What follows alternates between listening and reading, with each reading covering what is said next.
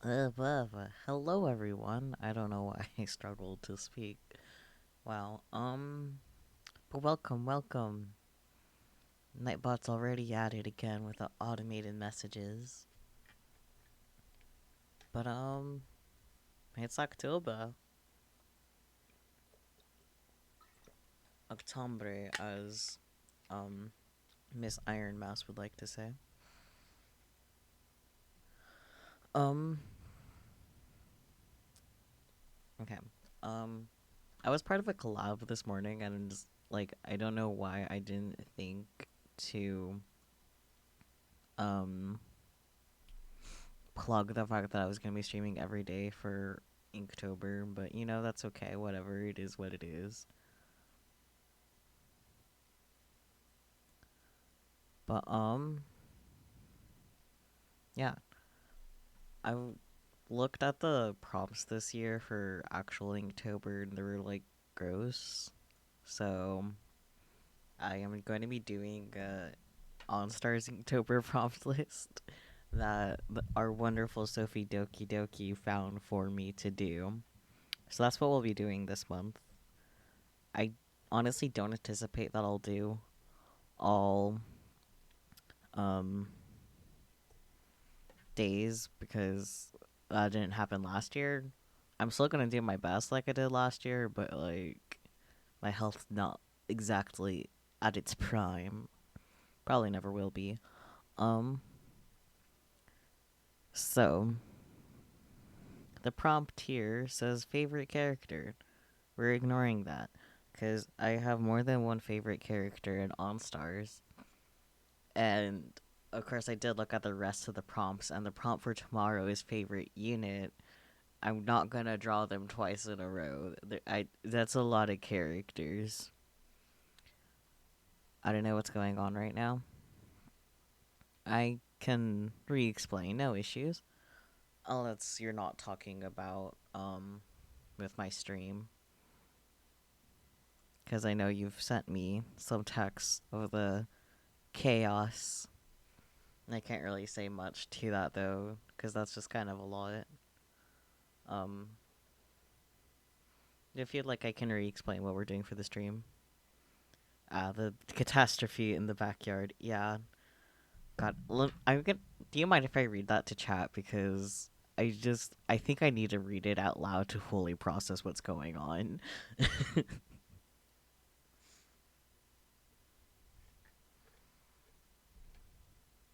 Now you know my okay. So the lovely text that I have received from the Nigiri is the fucking neighbor's dogs are in our backyard, and I don't know why, but there's two cats in the backyard, so I don't know why dogs are in our backyard, and I just hear screaming all of a sudden, so I don't know what's going on. But there's also a wild raccoon that frequents the backyard to eat the cat food, so I don't know if I can put two and two together if the raccoon bitch slapped the dog. uh, Stopping by to say hello before I go watch Spy Family. Fair enough. Thank you for stopping by, Sophie Doki. I hope you watch. I hope you enjoy watching Spy Family. I need to watch that later with Nigiri and Spooky. Whenever we're next all together in person, probably. But yeah, that is indeed what's going on in your backyard tonight. That is wild and a lovely start to our wonderful Inktober event. Um, yeah, Spy Family that came out today. We need to watch that. Um, but yeah, so the prompt is favorite character. I have too many favorites. Tomorrow? Okay, bet.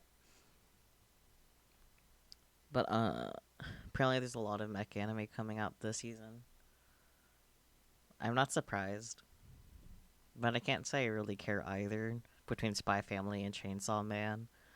God, I wish I could fucking watch like the new season of Bleach, but like no one knows what the fuck Disney plans on doing with it. It's just like frustrating. Including a new Gundam show, of course. But fuck Disney, man. Yeah. But when they're holding Bleach hostage, it's like, I don't know. I might look into pirating it. I don't know. I feel bad because I like supporting official things. I'll just have to buy the Blu-rays later. I guess that's an option. I don't know if they'll make Blu-rays. Fuck. Hmm. I hope it wasn't the cat. I think I would have heard meowing. I think it was the raccoon. Perhaps it was the raccoon. Hello, modern. How's it going? I forgot what I was gonna do. Okay, this is probably not gonna pull up anything if I do not follow up with series. There we go.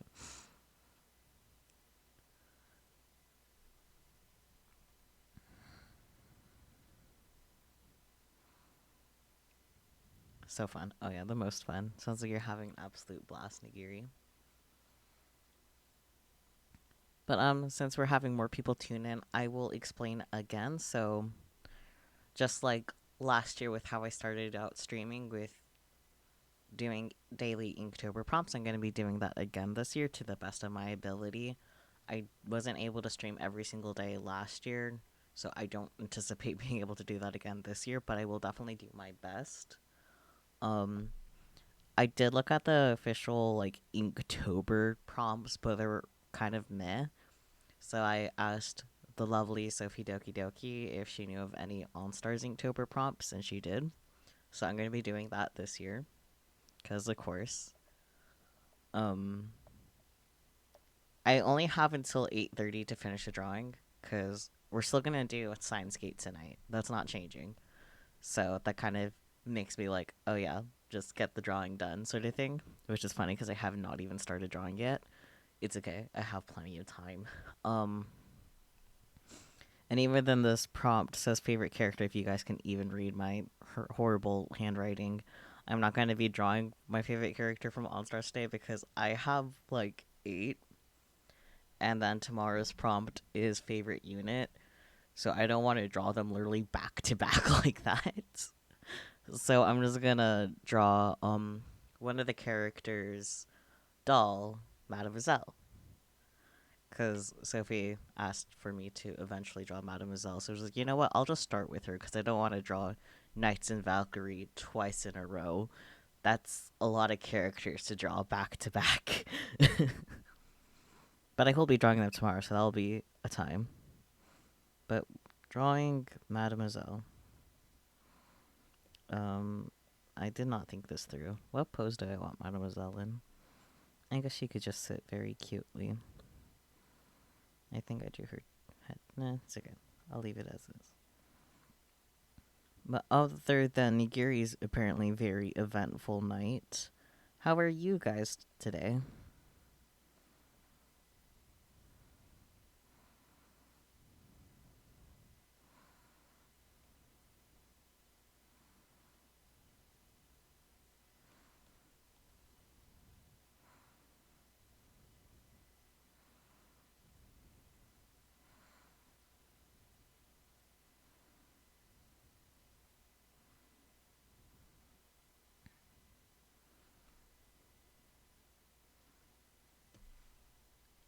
I got off work half an hour late, so that was fun. Ooh, definitely sounds fun.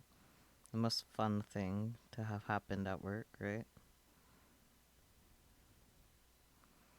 You know how the deck has a little opening? I think the dog went under there for some reason. Probably to get away from the raccoon. I think that's a fair reason.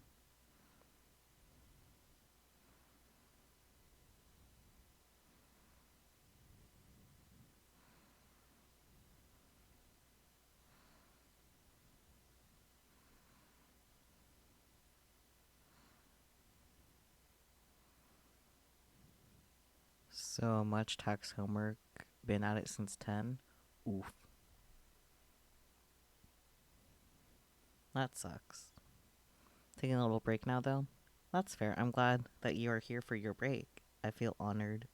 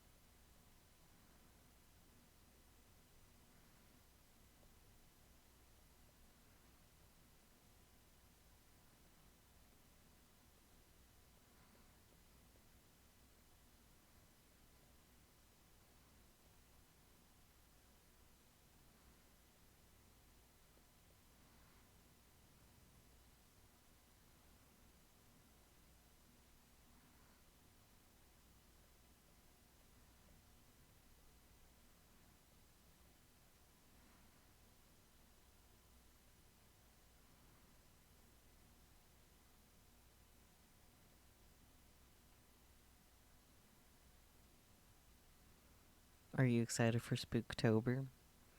Do you mean like just October in general, or is that a specific event that I'm not aware of?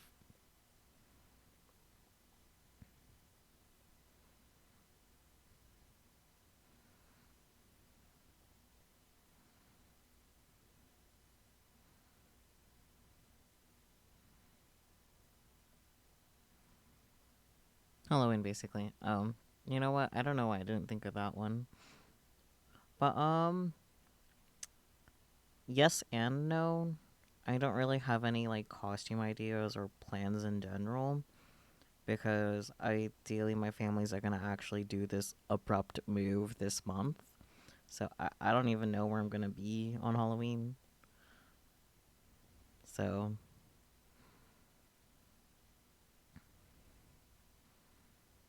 I do generally like Halloween though, so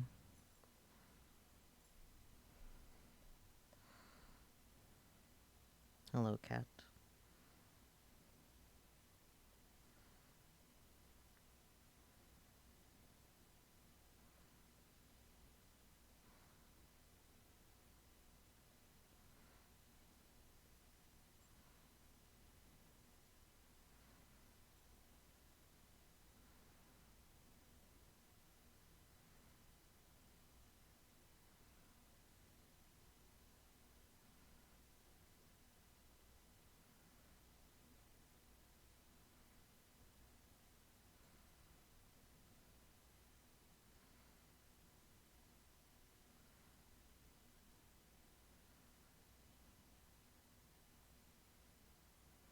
That's fair. And Spooktober because it's Halloween 5, but all month. Like I'm being dragged to a few scary movies next week. Ooh, I see.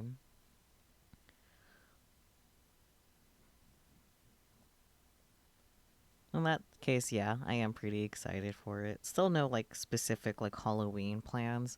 I know I've like vaguely planned with Nigiri to eventually make some like bat shaped cookies, but that's not really anything solid. Just like, yeah, we should do that sort of thing. Because I do have like a bat shaped cookie cutter. I also have like a cat shaped one, so I'll probably make cats and bats, because why not?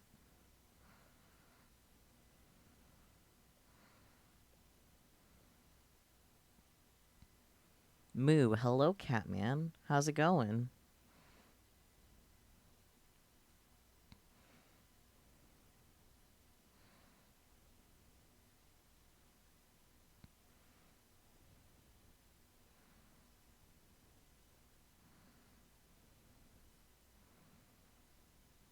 It was a random, oh yeah, we have this, so we should make cookies. Pretty much.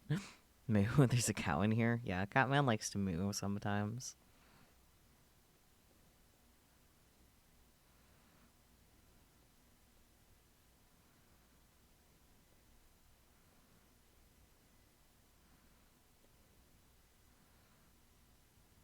I'm a confused cat.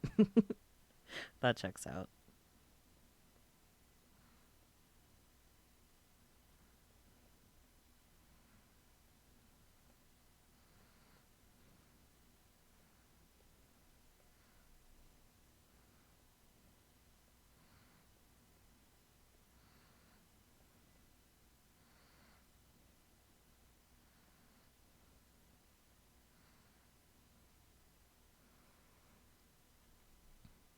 I thought Catman was a cat. Yeah, he is.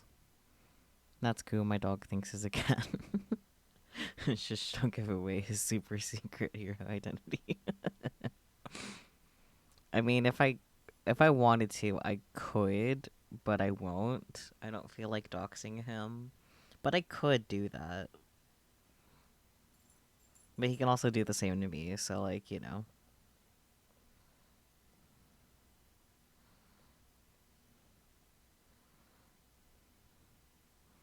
my cat thinks it's a dog.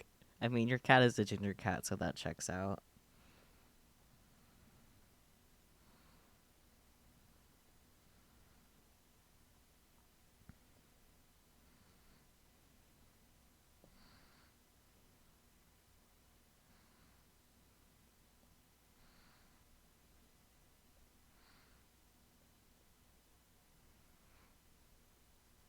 I really think my dog thinks it's a cat because he likes to be up high like cats do.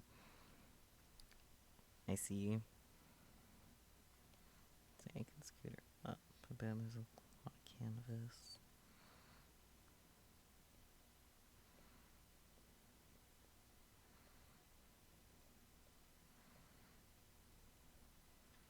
No, this is a little low. What are you doing?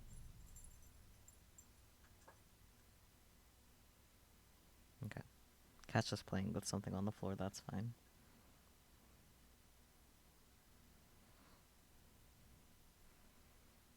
My big lab thinks he's a small dog. He can't jump on my lap like he was on a puppy. Aw.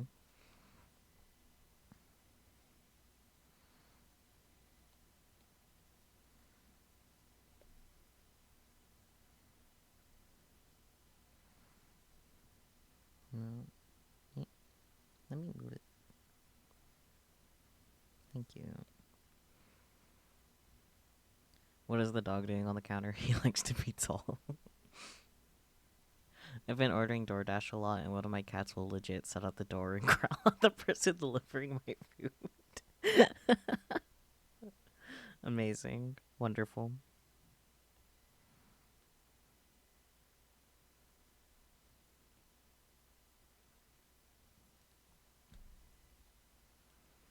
He must be high so he can look at his kingdom. Yes.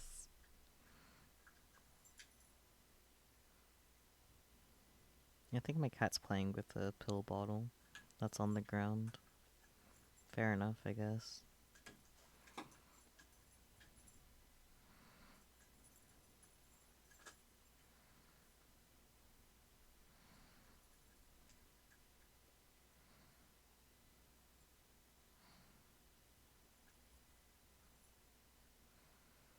Kinda want to order DoorDash instead of make ramen for the billionth time, but that would probably take up most of my remaining cash. By probably you mean like definitely will take up your remaining cash.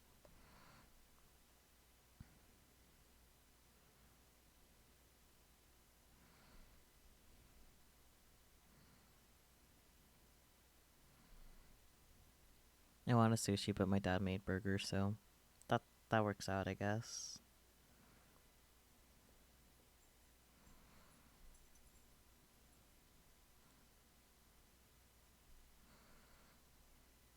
Idea. Mow. What you mowing at me for? I miss food stamps. Yeah. Ooh, we have burgers too. Nice.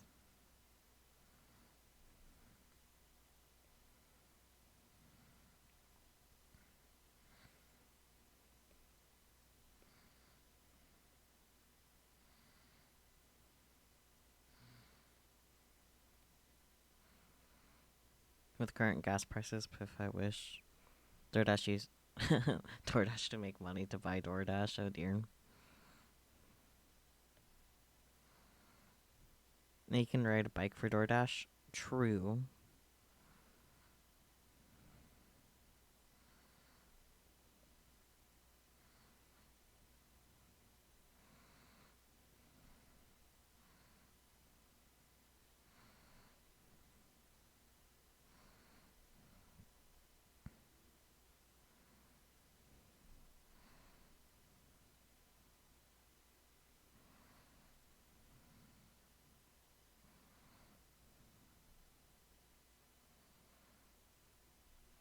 I saw a Vespa the other day. I wanted it. Yeah. We both wanted it. We both saw it. We both were like, that would be nice to have. Scooters are an option too. Yeah.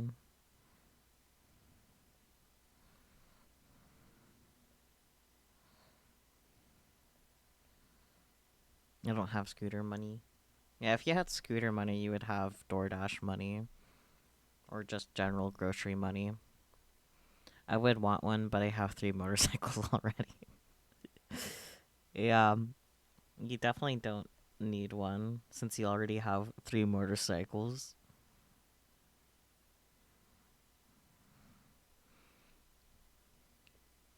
Honestly, if I got a scooter to ride to work, I wouldn't mind, but do you need a license to drive a Vespa? I Either a regular driver's license will do or a motorcycle license, as far as I'm aware. You would have to double check that. Yeah, an M2. Delivery guys shows up in an Uber Force carriage.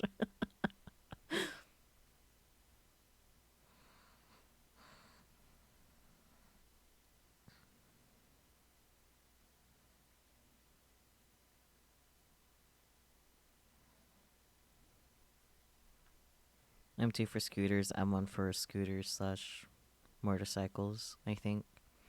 I think I did read somewhere that like a regular driver's license would suffice for a scooter too, though, but I don't remember with certainty.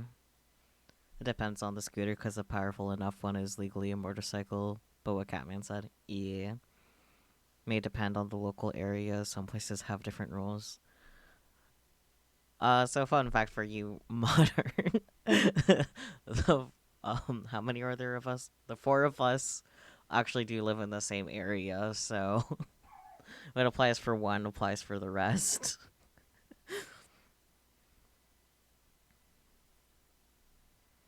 Okay, just looked it up. Give us your knowledge, Catman.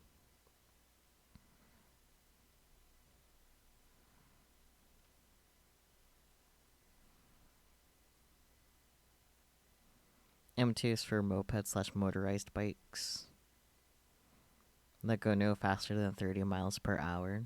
Okay.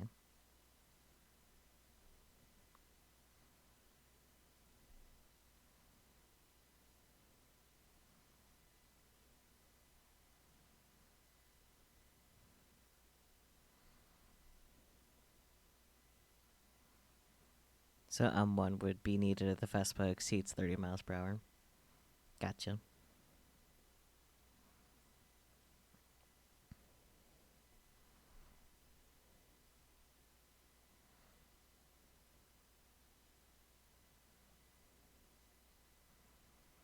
But I don't know if I should be worried about it getting stolen if I drive it to work. I mean, I don't think so. But I don't know.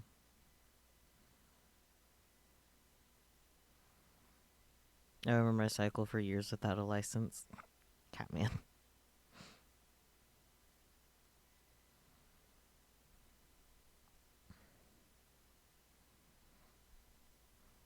To be fair, the Nogiri doesn't even have like a standard driver's license, so I feel like if you did like get pulled over, your regular license would still suffice. Well, at least more or less. Motorcycle or scooter would be fun for just riding around town. Yeah. And since you like live so close to your workplace, it would be very like easy for going to work. You can always just say I'm learning. Contrary to your ex's boast, Nigiri, stealing a scooter or bike isn't super simple. Oh boy.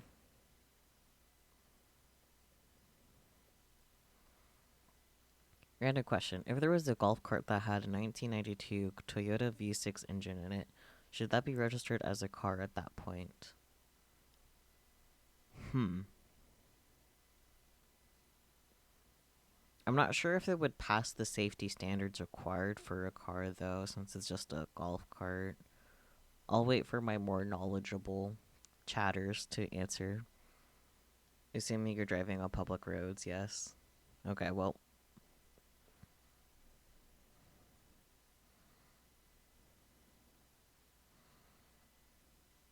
you would need to pass all the standards a vehicle needs to pass to be considered a car.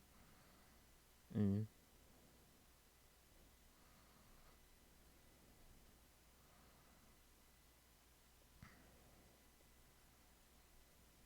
Mirrors, belts, emissions. Oh yeah, huh?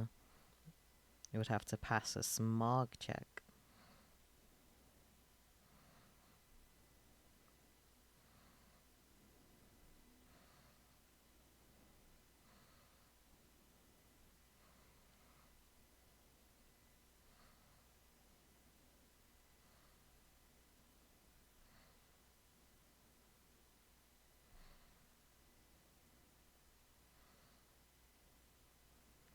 Glides. I know there's other things, but I can't remember them all. Yeah. Also, going off what Spooky said about the stealing bikes. Me talking like I'm gonna get a scooter when I don't even have my license. I mean, yeah. The only exception is if you forget the key in the ignition. You know what? Yeah. Catman. No.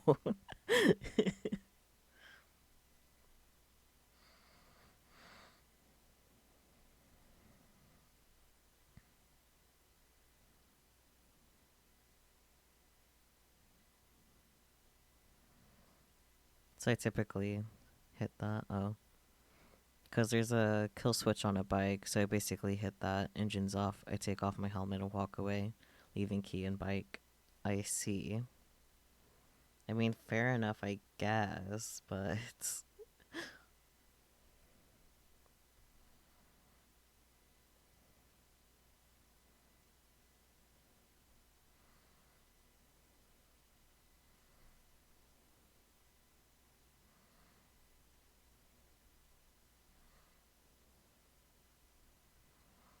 I really want a Japanese scooter, though.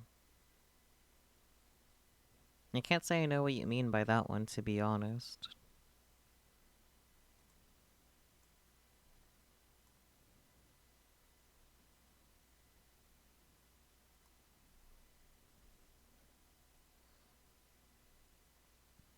Like a cute little Honda or Yamaha. Ah. Is it like an American scooter, but you sit on the right side? Catman. The only way I would be able to get one is if I sold my car, so... I mean, a lot of people want you to buy it. Oh, dear. That's fine. Got auto-modded modern. Thanks, will tell my cousin to keep it on private land. It's had redneck engineering done to it. Ah, I see.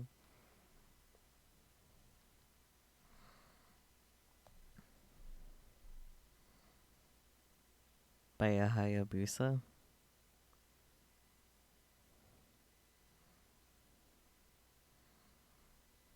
Don't. I don't know what that means.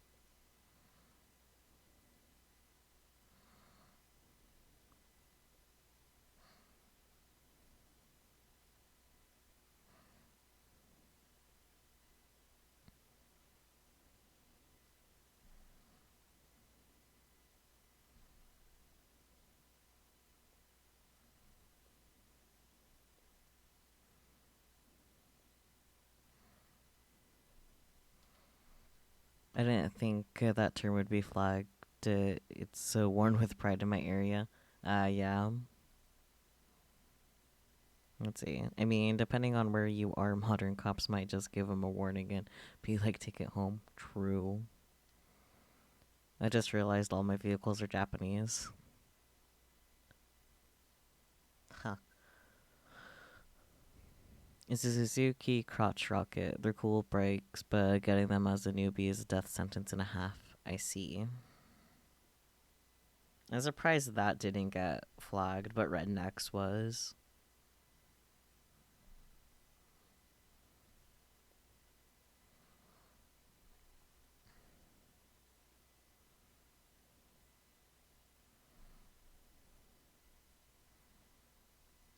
Looking at Vespas on Facebook Marketplace before, though, they're not that expensive. Yeah, they're a lot cheaper than a car.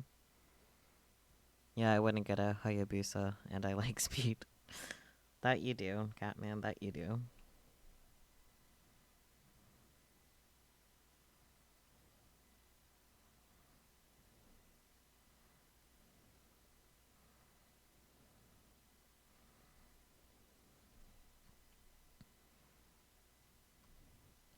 Let's test one more term. Oh dear. Hand holding. It's very lewd modern.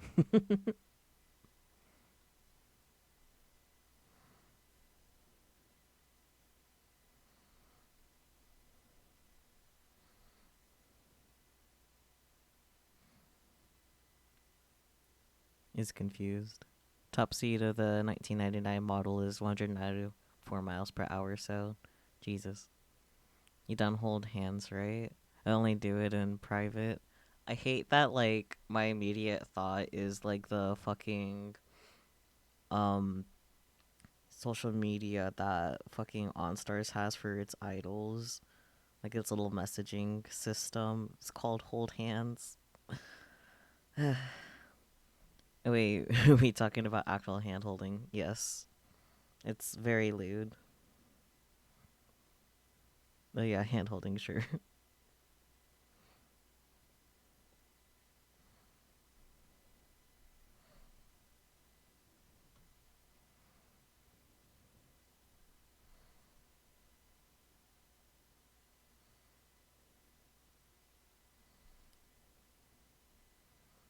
You only do that with women. You know what? That's fair.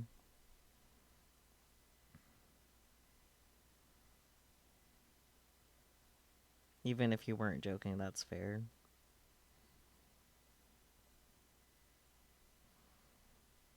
Automod is fine, so chat go wild with hand holding. Yes.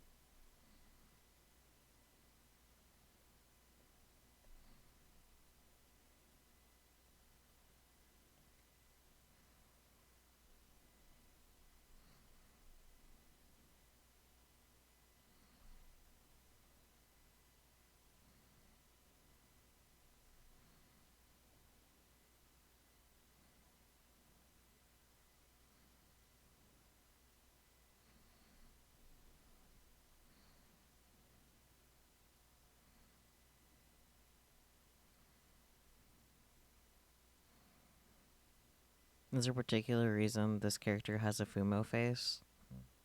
What do you mean by Fumo?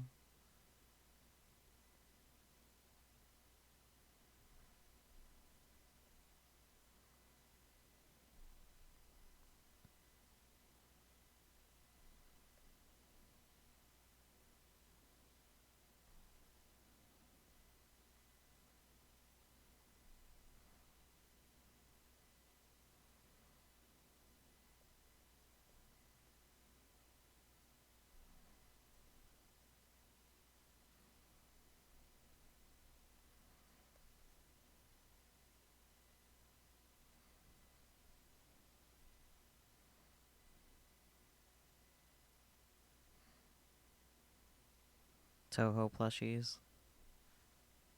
I mean, that wasn't necessarily intentional, but she is a literal doll. Like, she's not an actual person in this series, she's a doll. Like, quite actually.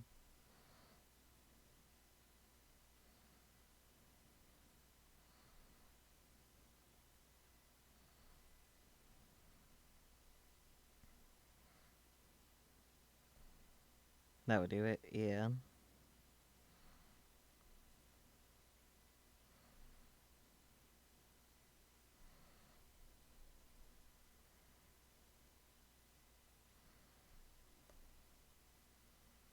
Like, my explanation for why I'm drawing her is because I don't want to draw 8 characters twice in a row. But she's the doll of one of those characters, so, like, close enough.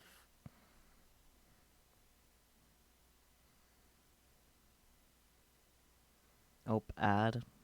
Have fun.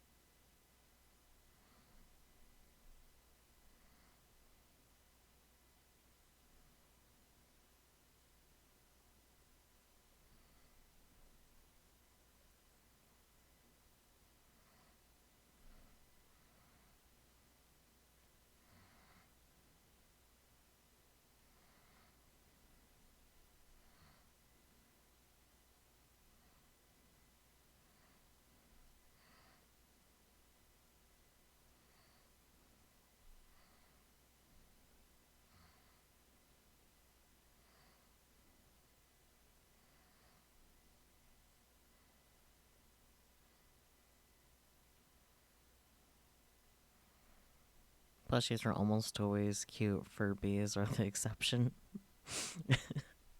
I mean, as much as I love OnStars, the OnStars plushies are a little cursed, to be honest. At least generally speaking. So,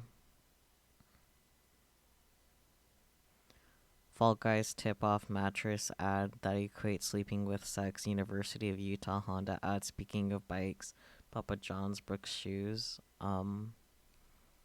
Thank you, Spooky. I don't know, man.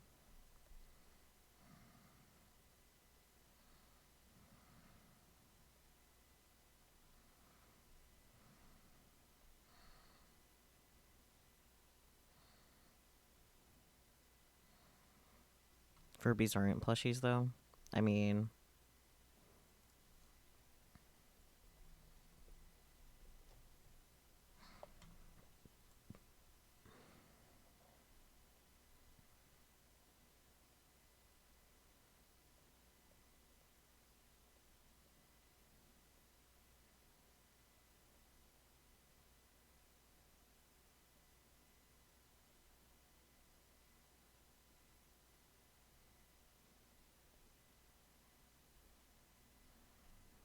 they aren't. I guess not.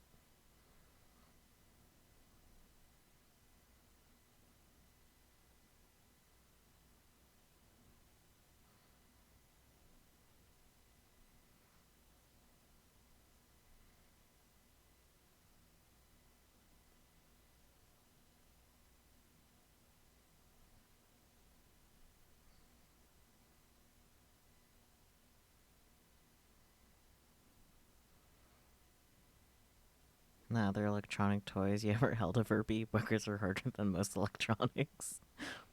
No, I've just seen pictures of they creepy. You know what? That's fair. They've kind of grown on me, though, not gonna lie. Like, specifically the long ones, the people that modify them to be, like, really long. I like those ones. I wouldn't want to be gifted one. I wouldn't want to own one, but I do like them.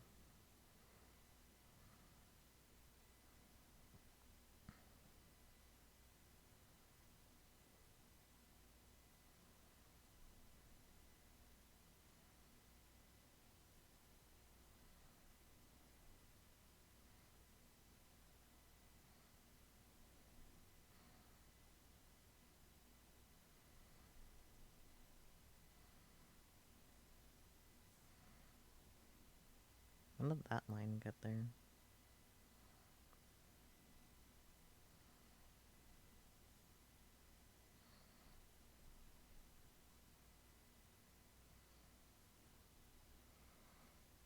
Person I follow on TikToks that discusses Bionicle or made mech suits for their Furby collection. That's beautiful.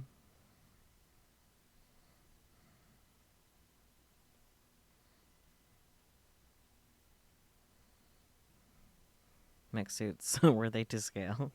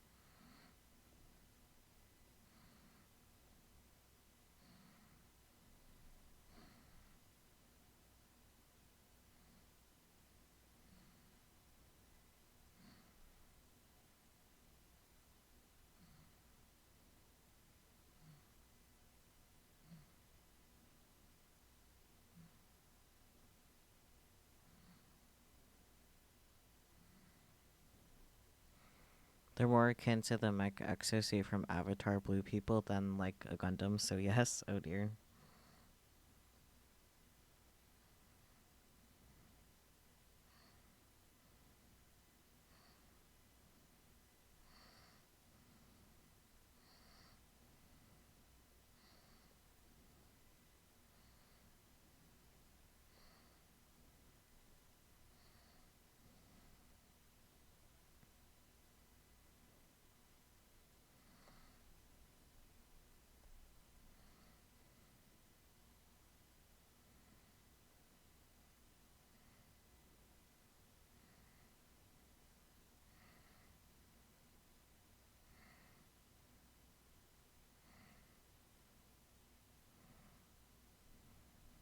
Oh dear.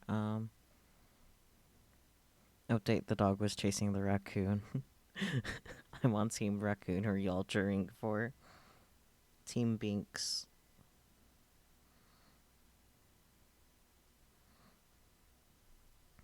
The raccoon probably wanted food. Probably. It is just a raccoon after all.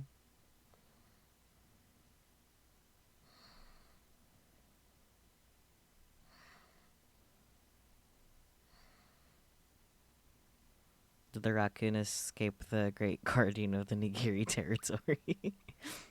Yes, wonderful.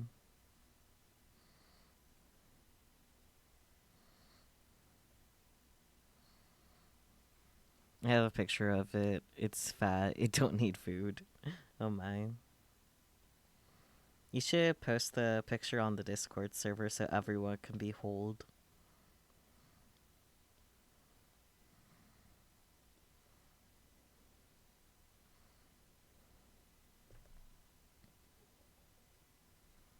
Fat things need food too. I mean, I'm fat and still need food, oh dear.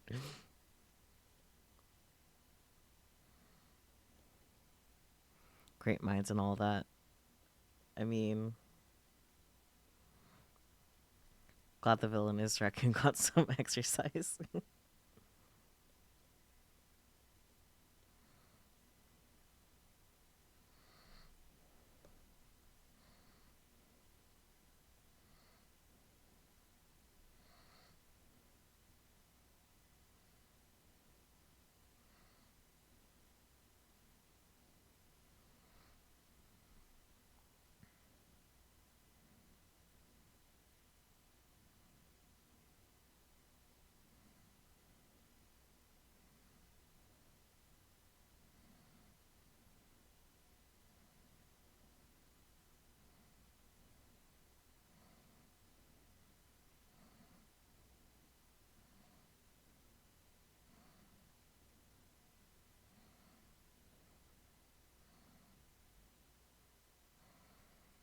Fun fact, villain and villa are related terms. A villain used to simply be another word for a farmer.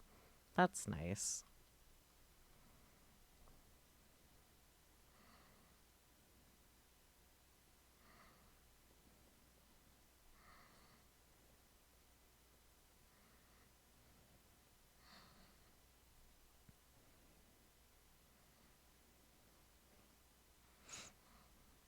Considering farmers were the first conscripted by the local lord, this checks out. I see.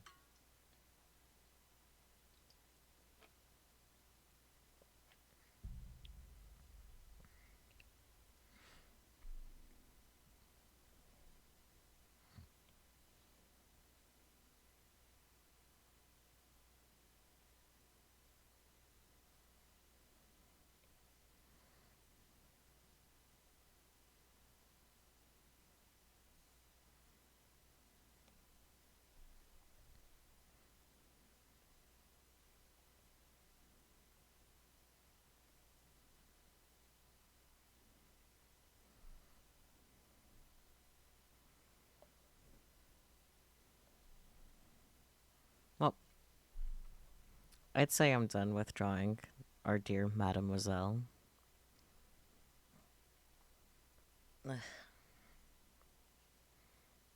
Here she is in all her cute glory. Which I guess means we can start, I got this. Gonna export this to my, or no. I can think. I'll leave it alone. I'll save it later. Yes, I know it's unsuccessful. Time to suffer. Yeah, it's time for Steins Gate. If I can remember how to do things. I'm gonna put us on the hang tight screen. Oh, that's still up there. Negative 192 hours. Okay, those were kind of, yeah. Cute drawing. Thank you. I will post her on my Instagram tomorrow. And my Twitter as well. And probably other places. But I'm pretty happy with that first Inktober drawing. tomorrow will be interesting, to say the least. But, let's get our dear, I can think so good, and by that I mean I can't think at all.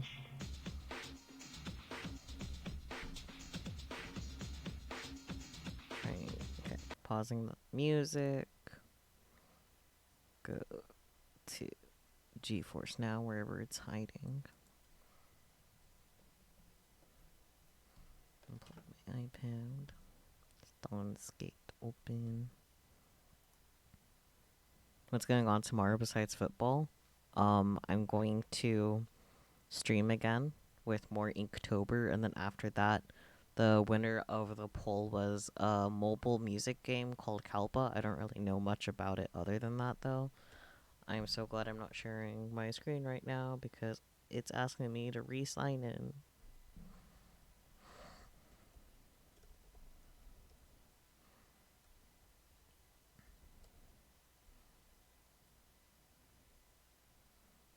Do, do, do, do.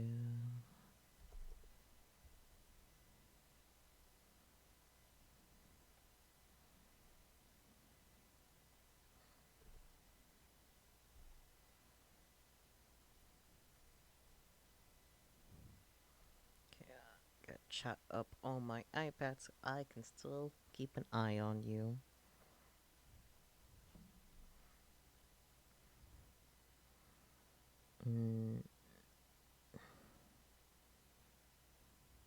Steam gourd.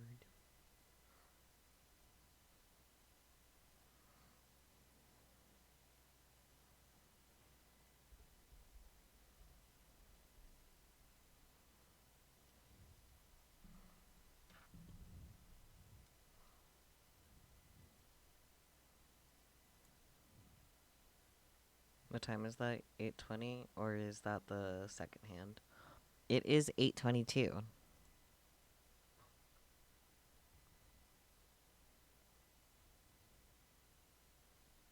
Oh, are you talking about on the little video? Actually, now that I think about it. I don't know what time the little pocket watch says. That's kind of funny that it happened to be very close to my current time. I have no clue.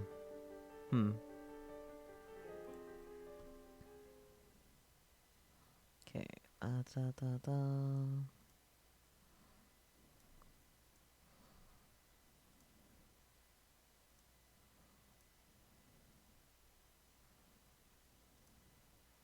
Oh yes, the one on screen, yeah.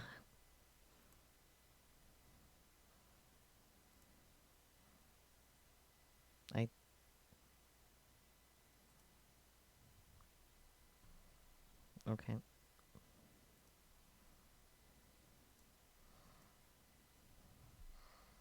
Is everything working?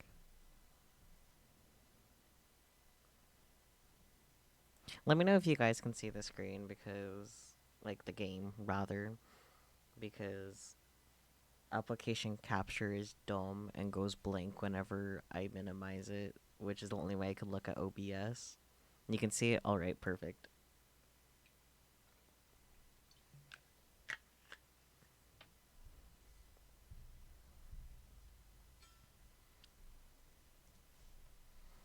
Okay, load.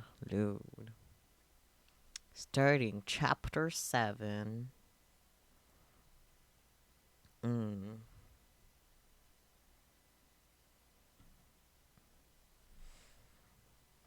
God.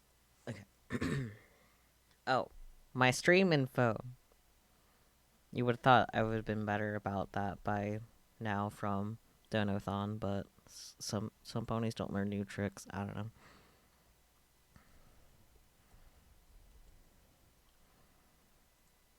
Okay, stream info updated. Can't see it. Well, that's because it's minimized because I had to update my stream info. Are you even paying attention? You should be able to see it again now. Let me know.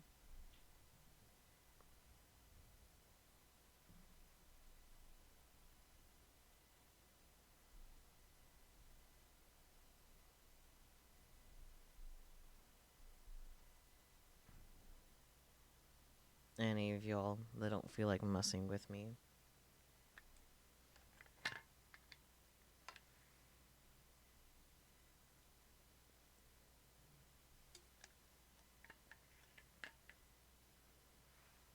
All I remember from Steins Gate was the cute assistant with black hair. She was super helpful, I think. Uh, well, I'll take that as to mean that you can see the game screen just fine, no issue.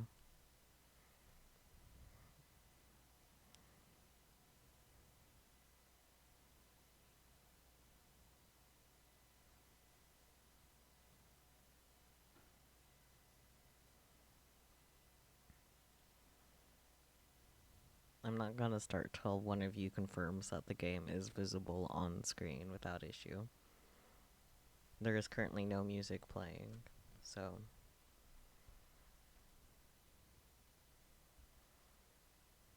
Game visible, thank you.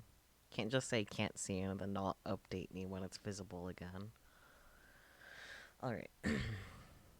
The world shatters into geometric shapes that expand and contract like rubber toys. Light gathers between my eyes. Stars explode behind my eyelids. Gradually, color returns to the world.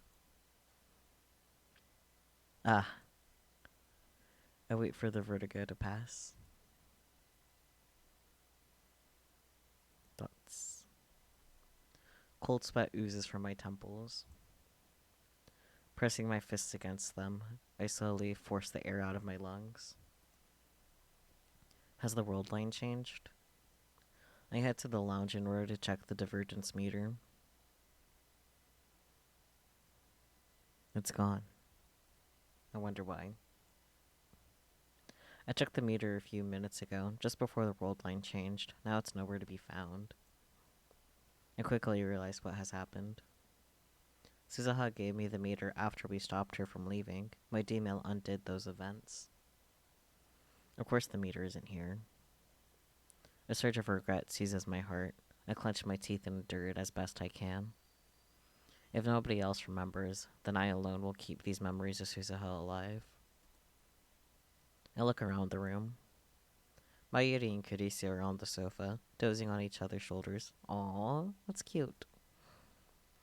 Daru, oblivious to the vulnerable high school girls behind him, is playing an eroge on his computer. Of course. I take a deep breath and turn on the TV.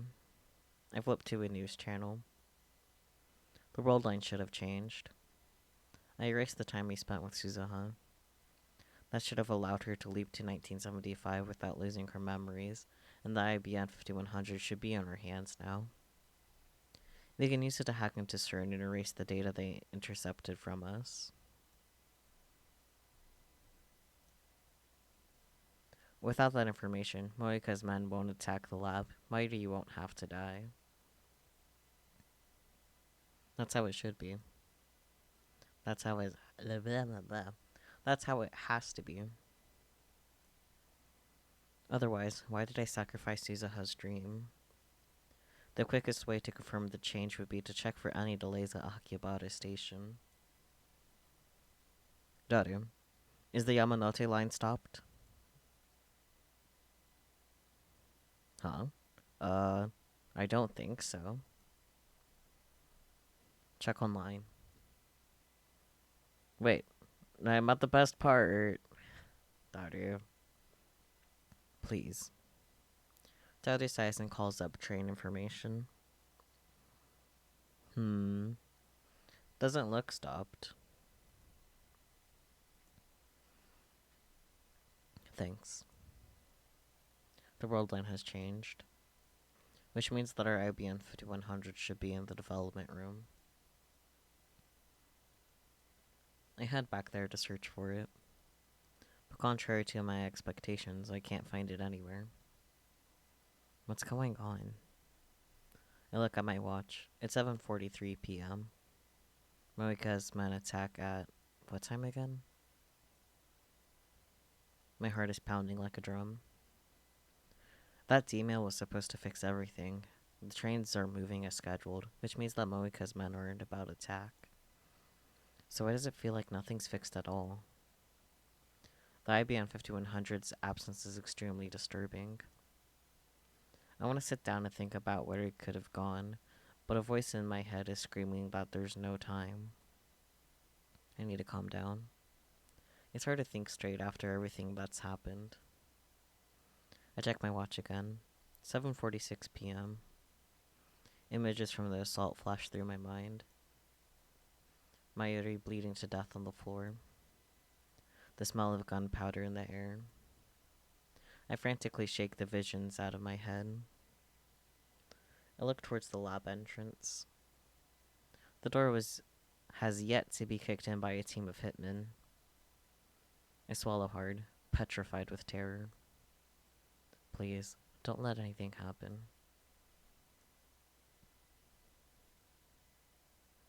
It's past 9. I peek at the street through the window.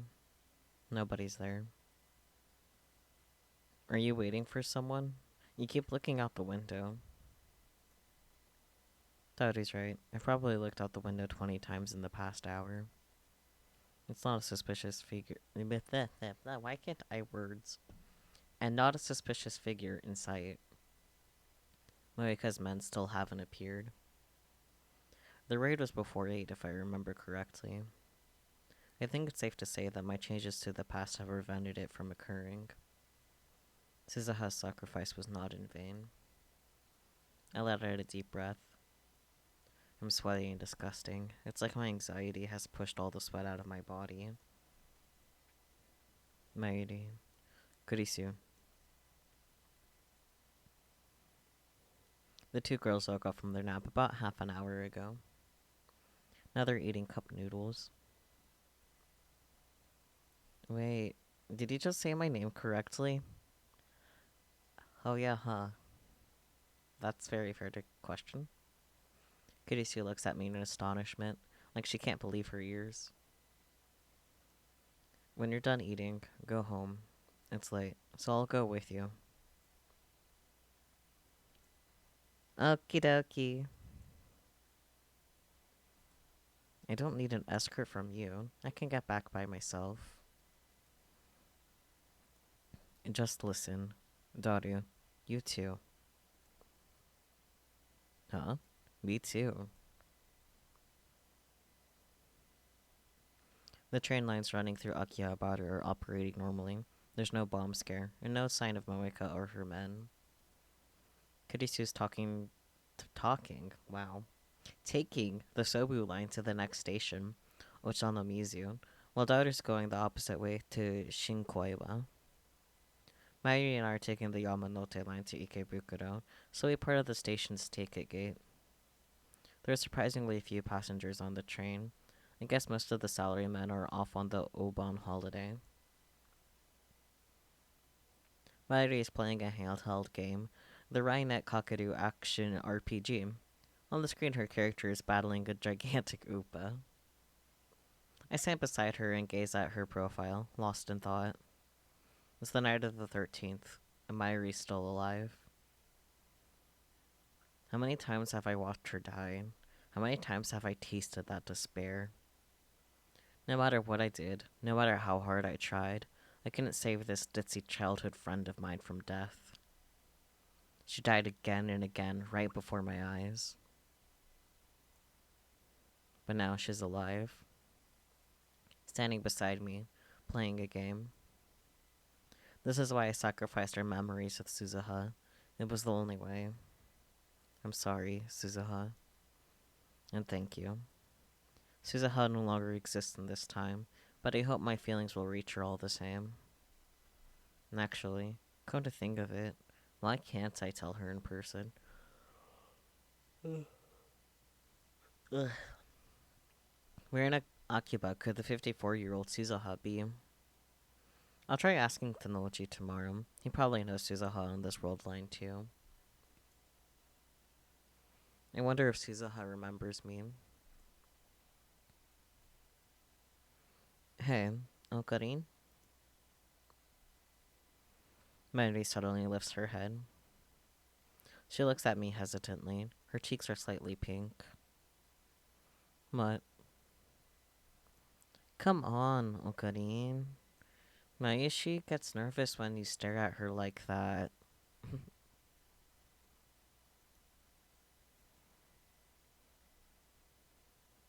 Did I make you get a game over? Yeah. Oh, sorry about that. I apologize, but keep looking at her. Instead of starting a new game, Maria looks at me with concern. There's something different about you today, Okarin. Uh, really? Yeah. What's wrong? I remind myself that Mairi is more perceptive than she seems. She proved that when she figured out that Dari was Suzuha's father. I don't want to worry her too much. I want Mairi to smile her usual ditzy smile without a care in the world. After all, it's over now. She's safe. Nothing's wrong. And I wasn't looking at you just now. I was devising new ways to bring chaos to the world.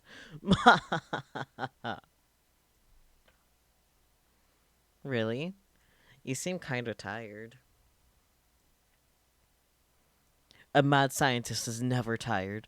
The mighty gray cells of my 170 IQ brain are always performing calculations day and night. Um, but you should still take a break every now and then. Please, Okarin, for me. Having said that, Mayuri returns to her game. Oh, hello. Do. Welcome. How are you? I hope you enjoy your stay in stream because you're a first time chatter. So I imagine this is my first stream of yours that you're catching. Hello. Why the emote spooky? Arigato. I don't know how to respond to arigato. I'm a little dumb. Uh, yeah, I feel cold stares all around me, but I don't care at all. Mary is here with me, doing everyday Mary things, ordinary things. We Everything is going back to normal. Mm.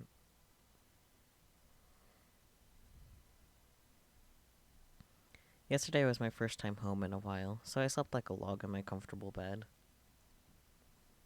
It could be because of my mental exhaustion, but that was my best night's sleep in a while.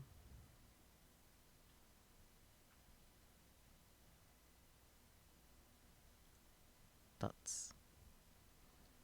Before heading up to the lab, I stop and stare at the Braun 2 workshop. The familiar mountain bike is gone. Suzuha liked it so much, she insisted on bringing it with her to 1975. The workshop door opens and out comes Mr. Braun, rubbing his eyes sleepily.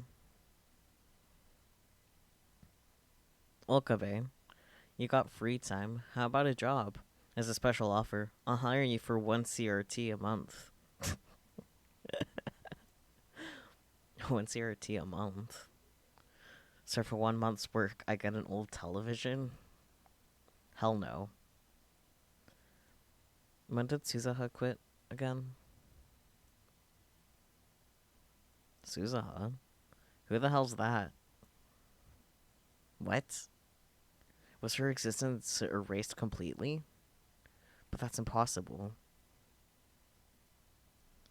I ain't got time to remember the name of some lazy part-timer who's quit after just 10 days. Ah, okay. Ugh. Damn you and your misleading words. That's what that was my thought exactly. Yeah. Oh, thank fuck, yeah. Got all of us, damn. So Suzuha did work here. That fact, the evidence of Suzuha's sojourn in 2010, still remains on this world line. And I thought I finally had some help for a change. That's what I hate about you damn kids. No dedication. Dots. I bet she lied about liking CRTs too. Got me good. Tenochi shrugs his shoulders, annoyed. Naturally, he doesn't know about Suzuha's true identity. Does the name Hashida Suzu ring a bell? At this, Tenochi's eyes go wide. Haven't heard that name in a long time. You knew her? Eh? Knew her? So now she's... It's been 10 years already. Huh. 10 years? 10 years since what? No. I don't want to know the answer. Tenoji has a faraway look in his eyes, as if he's gazing into the past. She really helped me out. Why are you talking about her in past tense? She didn't have any relatives, not that I knew of. I wish I could have been with her at the end. At the end. There's only one thing that can mean. Even though the world line changed, Suzuha didn't survive to the year 2010. To tell you the truth, though, she looked peaceful when I found her. Peaceful? She didn't commit suicide?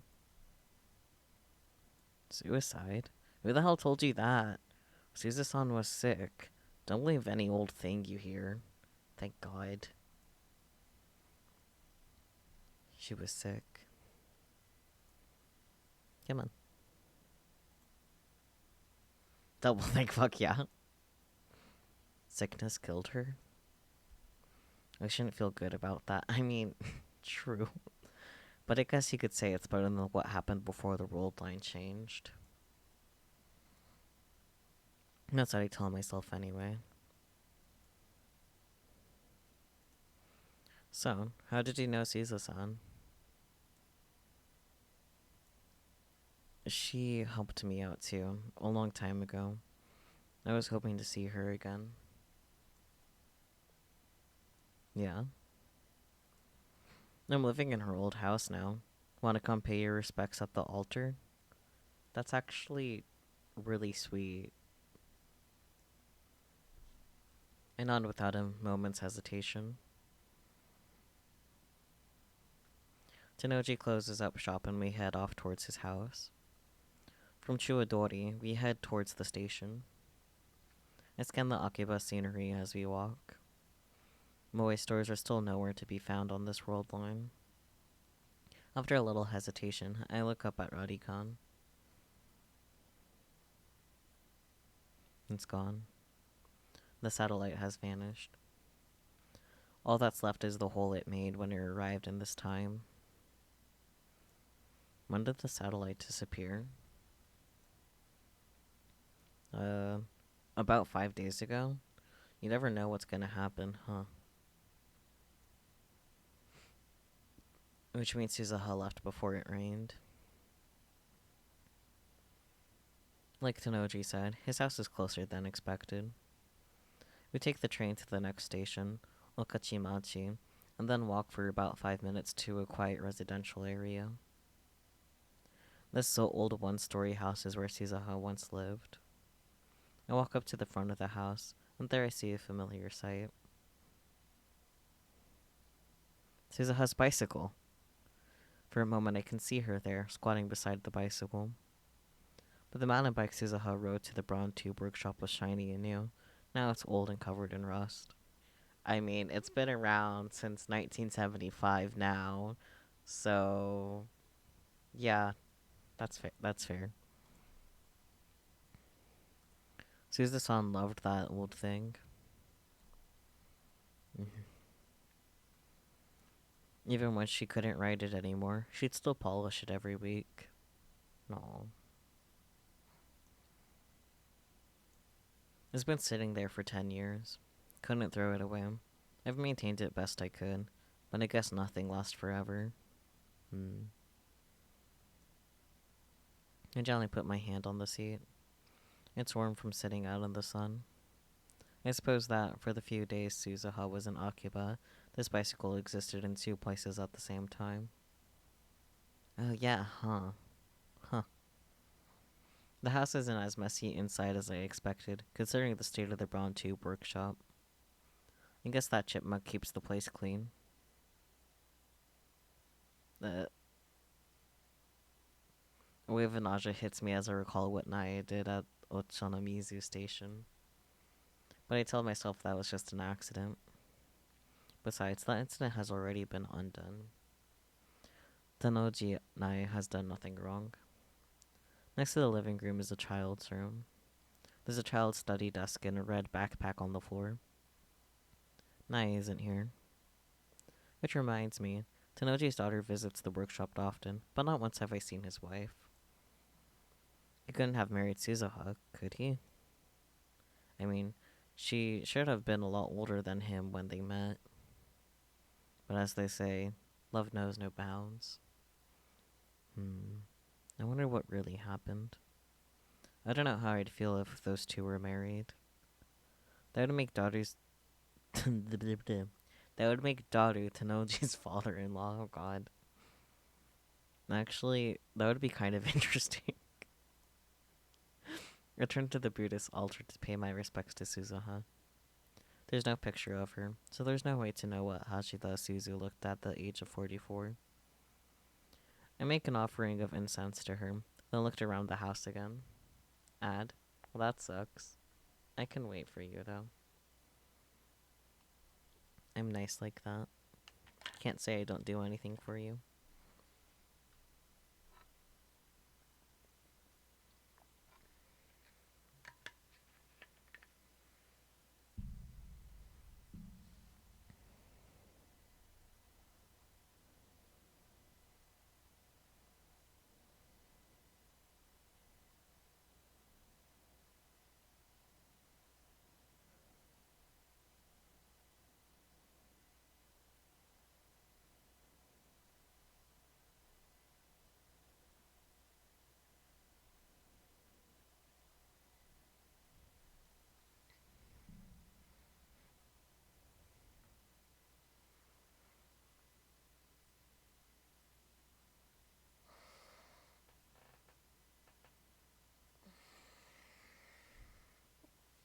Boy. Boy.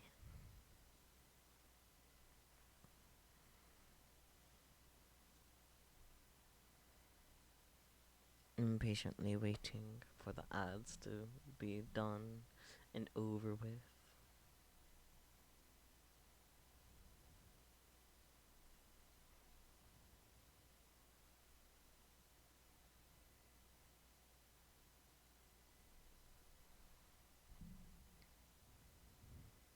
Are you still stuck in your ad hell, Spooky?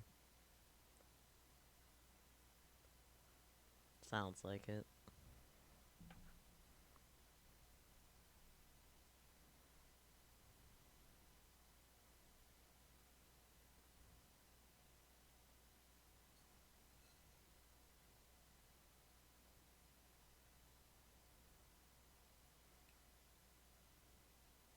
Welcome back. Gonna do. Okay. Make an offering of incense to her, then looked around the house again. This was the house Yuzuha lived in after leaving to 1975. When Suzu-san and I first met, we were neighbors. For some reason, Tanoji offers me a beer. When I decline, he shakes his head and starts drinking it himself. I was born and raised in Europe, you know? Huh? Is that a joke?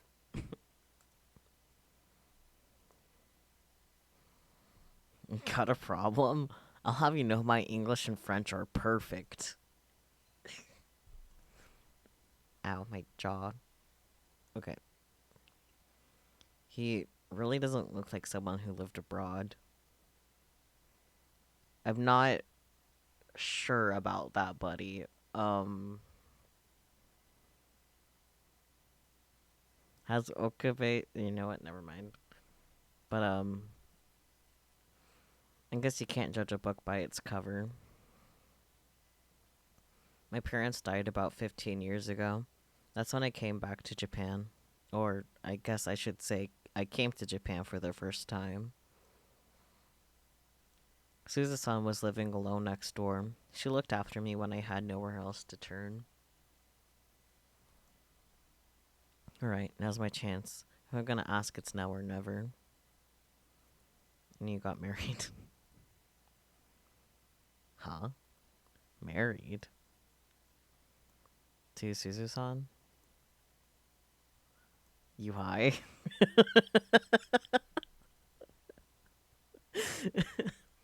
Phew. I knew she'd never marry a guy like him. She was a pretty stoic lady. Didn't have much of a social life. But she treated me well. My house burned down about 1 year after I moved here. It was my smoking that caused the fire, so I deserved it. But still, damn. After I had lost everything, she let me come live here with her. Okay. Yawn attack. Goddamn. That's not all. The Hoyama building, where the workshop's at, that was originally Suzusan's property. Yeah? She sold it to me for cheap. And thanks to her, the Braun Tube Workshop exists. I can read. You could say she saved my life. Once, I asked her why she treated me so well. It wasn't like we were related or anything. But she just smiled and said, "We all depend on someone's kindness at some point in our lives. When the time comes, you pass the gift along." She was kind of mysterious. She seemed to know exactly how things were gonna happen, like a prophet.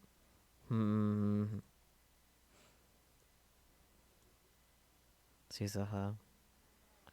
That was probably her way of repaying Tanoji for looking after her, even if it was just for 10 days. And so, it came full circle. It's a small world, huh? Never thought I'd meet someone else who knew her. Oh, right. Wait here a sec. Tanoji goes into the child's room next door, then returns and places an object on the table. Huh. It's Suzuha's divergence meter. Before the world line changed, it was in the lab. But on this world line, Suzuha brought the meter with her to 1975. It's been in this house for 35 years. The tubes read 0.409431%. Divergence has changed, just like Suzuha said. This proves that my magic eye, reading Steiner, does indeed allow me to perceive changes to the world line.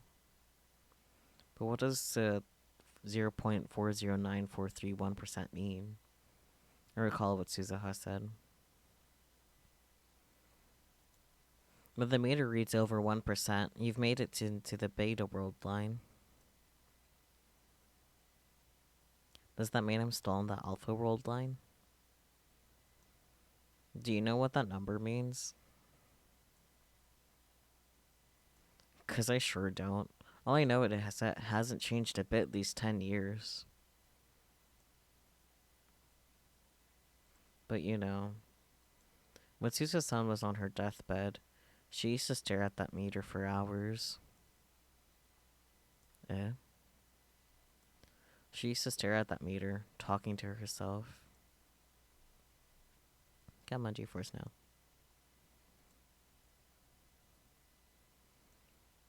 Is this the old number? The new number? Did it work? Did it change? Stuff like that, day in and day out. It hurt to watch. I touched the device. Suzuha. In my heart, I reach out to the girl who died 10 years ago, to the girl who will be born 7 years from now, to the girl who crossed time to save the future. Suzuha. Thanks to you, my idea is safe. Divergence has changed. But we haven't yet reached your ultimate goal 1% divergence. Once that is achieved, the world you dreamed of will become a reality. I will carry on your fight, Suzuha. I promise. I realize that I'm crying. Denoji stares at me for a moment, then puts his giant hand on my shoulder.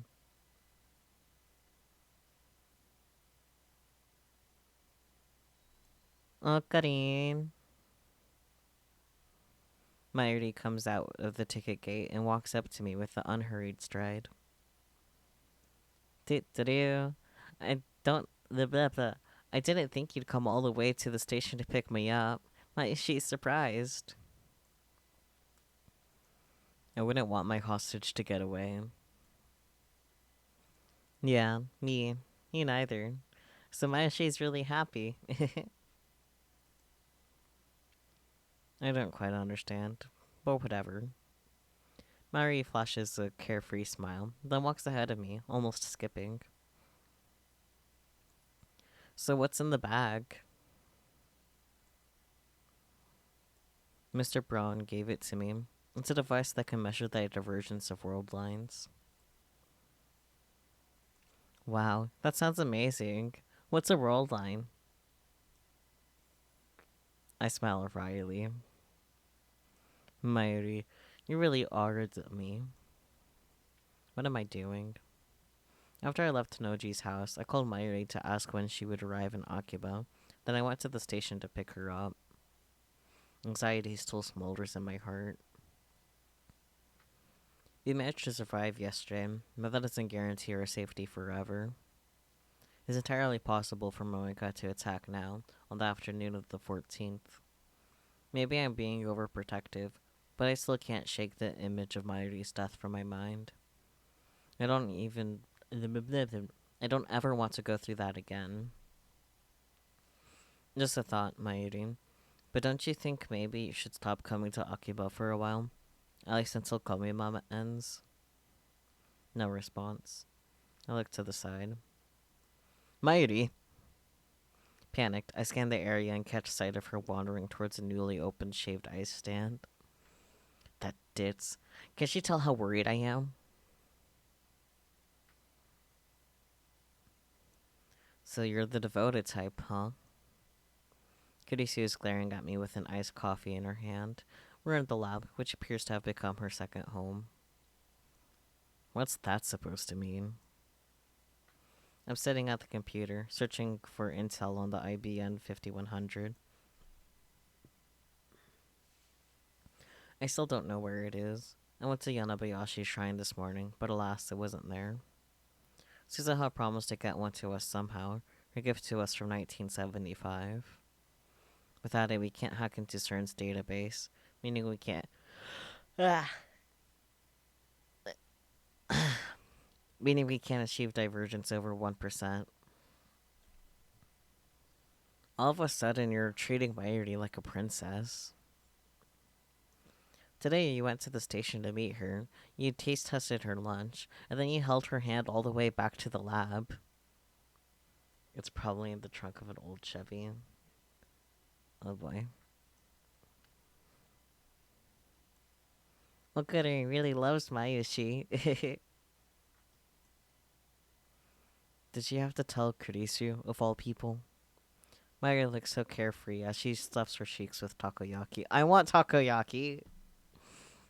I'm pretty sure she's smiling, not because of my love, but because of the takoyaki's deliciousness. Typical Mayuri. But seriously, did you have to tell Kurisu?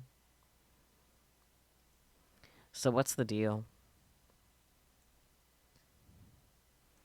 I don't follow. Are you a couple or what? I've been meaning to ask. That's a good question. Do we look like a couple? Huh? Uh, well, um... Just what sort of delusions does this girl have? You know, Okuri and Mayoshi have been friends since we were little. Mama, she's really happy now. Don't talk with your mouth full. So, you're not a couple? Oh, well, of course. No one would willingly date Okabe after all. You disappoint me, Christina. Huh? What are you talking about? You have finally revealed your true nature. I saw how your eyes lit up at the first hint of romance. You're nothing but a filthy mainstream girl.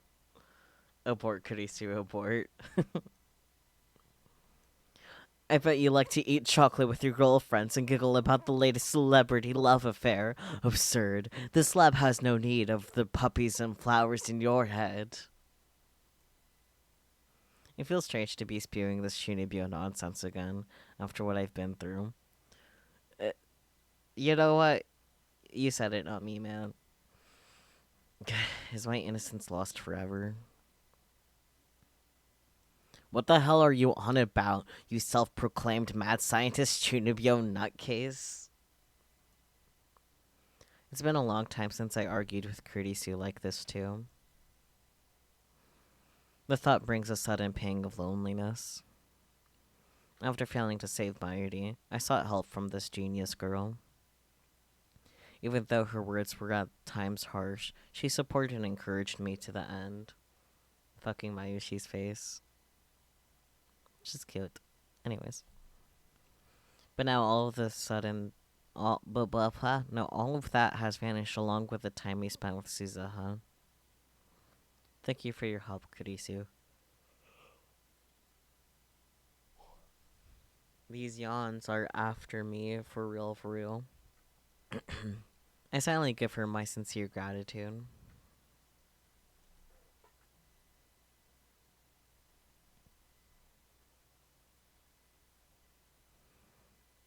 Nuts. I finished typing on the by 68,000 keyboard inside, then turned to the divergence meter sitting on the shelf. The display reads 0.409431%. What does that mean? The universe is like this piece of yarn. Countless possible world lines exist side by side, branching out to infinity. When the meter reads over 1%, you've made it to the beta world line. If you escape the alpha attractor's field and reach the beta world line, then the result will change. Reach 1% divergence, and you'll save Shina Mayuri. Then, does that mean I haven't saved her? Divergence is still less than 1%. Is the world still converging on Mayuri's death? It can't be. It can't be. I mean, nothing happened yesterday. Mayuri's here, safe and sound. So nothing will happen to her. It won't. I want to believe that, but the doubt within my heart is growing, thick and black. Why do I keep yawning? I'm going to perish. I can hardly think about anything else now. No matter how hard I stare at it, the number on the meter doesn't change a digit. So far, reading Steiner has only activated after we sent past changing emails. So, what about when I time leap? The vertigo I feel when I time leap might be caused by reading Steiner. Or maybe it's just a side effect of the memory transfer. It's impossible to know. In any case, I've prepared for the worst. I've already set the time leap machine's timer to send my memories 3 hours into the past. And with Dottie's help, I found a remote for the 42-inch CRT downstairs. Our previous phone wave name subject to change. Experiments made a hole in the floor. Instead of fixing the hole, I made it bigger. The 42-inch CRT is right under the hole, so if I point the remote at the hole and press the power button, the TV turns on. Convenient. Now, should things go wrong, I could time leap at a moment's notice. And I have the future gadget number 4 mode snake on hand in case of emergency. Okay. Kinesia enters the development room. Didn't you say we weren't going to experiment with the time leap machine? This is just in case. In case what?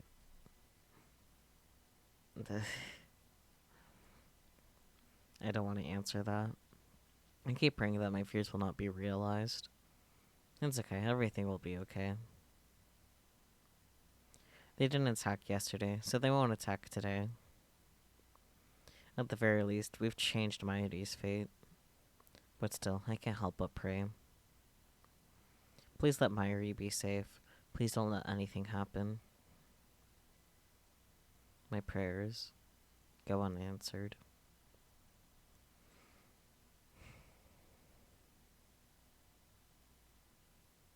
The door slams open. 5 men burst into the lab. I recognize them, the Rounders. They aim their guns at us. I freeze. Despair seizes my heart. My worst fears have come true. It's happening exactly the same as before. Only this time Suzuha isn't here to save us. Hands in the air. Nobody move. Even the dark-skinned man's words are the same. Eventually, the unpleasant clack of heels echoes down the hallway. That's... Moeka-san. We're taking the time machine. I suppress my terror and grab Maiori's arm. Don't move. The crew cut man says something he hasn't before. Makase Kurisu, Okabe Rintaro, Hashida Itaru. The 3 of you will come with us. You cannot resist. Come with us. You have nowhere to run. We have men stationed throughout Akihabara. What do I do? Should I use my concealed mode snake right now? Use it and then time leap? But Maiori hasn't been killed yet. There's a chance she might not be killed on this world line.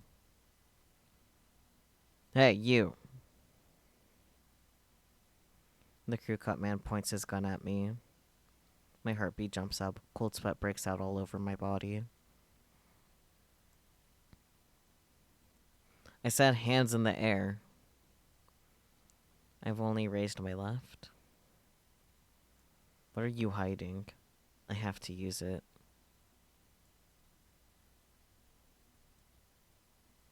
I swallow my fear and activate mode snake. White smoke instantly fills the room, rendering it impossible to see. The Rounders won't be able to aim through this. I have to time leap while it lasts. I grab Maiori's hand and fumble through the smoke towards the development room. Shoot them! I hear the sound of guns firing wildly behind me.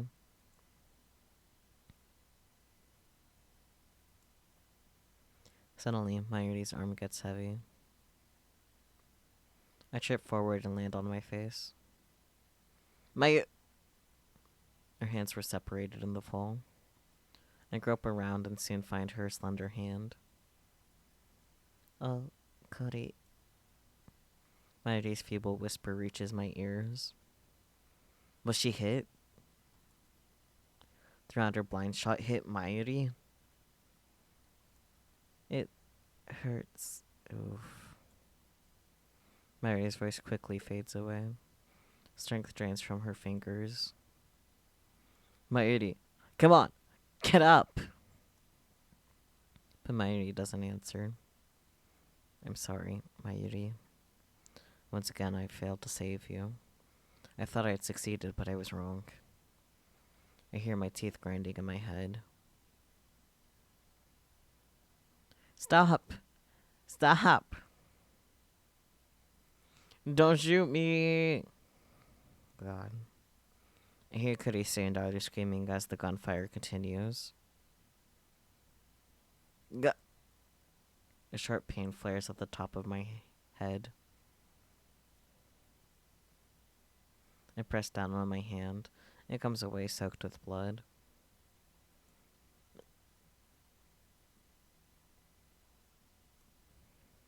It hurts, it hurts, it hurts. It feels like someone took a saw to my skull. My ears are ringing. I stumble. I can't stand up straight. I need to get to the time leap machine. I squeeze Mario's limp hand one last time, then crawl to the development room, fumble for the headgear, and put it on. I point the remote at the hole and press the power button. The TV turns on downstairs. I can hear people laughing on the screen. Target A. Target C secured. Run, Loco Bay. Run! Shit. I clench my fists in frustration. The time leap machine is already activated. The discharge phenomena is starting. The floor begins to shake. Once again, I leap to the past.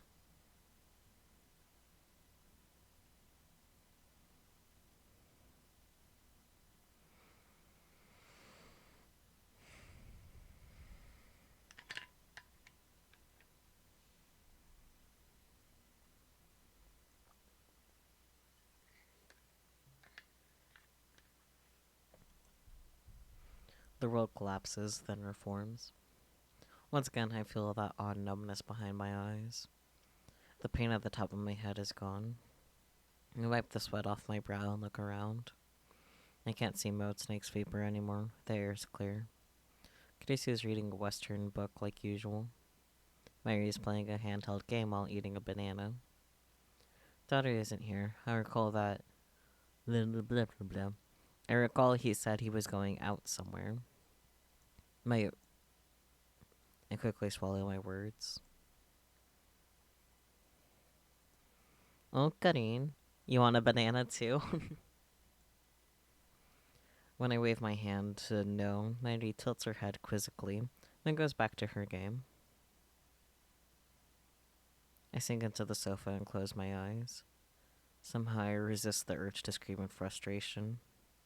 I have to think. I erased our memories with Suzuha. I changed the world line, but it wasn't enough. The divergence meter still reads 0.04%. How do I get that above 1%? Wait, if I try to solve the problem alone, we'll just end the same way. I need to consult Grisu. Grisu, come with me for a second. I led her out of the lab. We sit on the bench in front of the building. Suzuha's bicycle is still absent. What is it? You don't normally say my name normally. Kurisu frowns at her own words. That came out weird. Please, help me. Now this is a shock. I never thought I'd hear those words from you. Do you have a fever? No jokes. I seriously need your help. You time leaped, didn't you? I nod. How much do you know? How much do I know about what? How much about Suzuha being John Titter? Eh? Kurisu gives me a blank stare. What an interesting time to get some mail. Oh, lady. Oh, Karine, where are you going? A date with Christian. I'm jealous. This is, our relationship is purely professional. She's my assistant, nothing more. And this one, jealous. You want to go on a date with me? Sleepy time for me. Good night, all. Sleep well, Catman. I recommend watching whatever the rest of this VOD's gonna be like before next week, because who knows the fuck's gonna happen. But sleep well. Until next time. I'm gonna go with this option.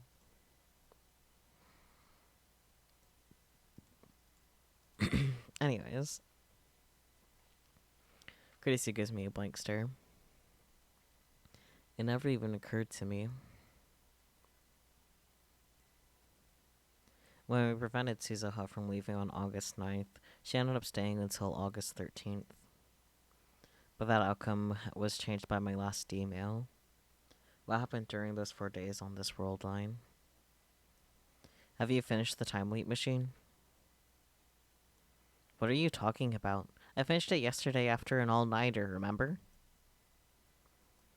When did you leap from? 8 p.m. tonight. It looks like I'll have to explain everything all over again.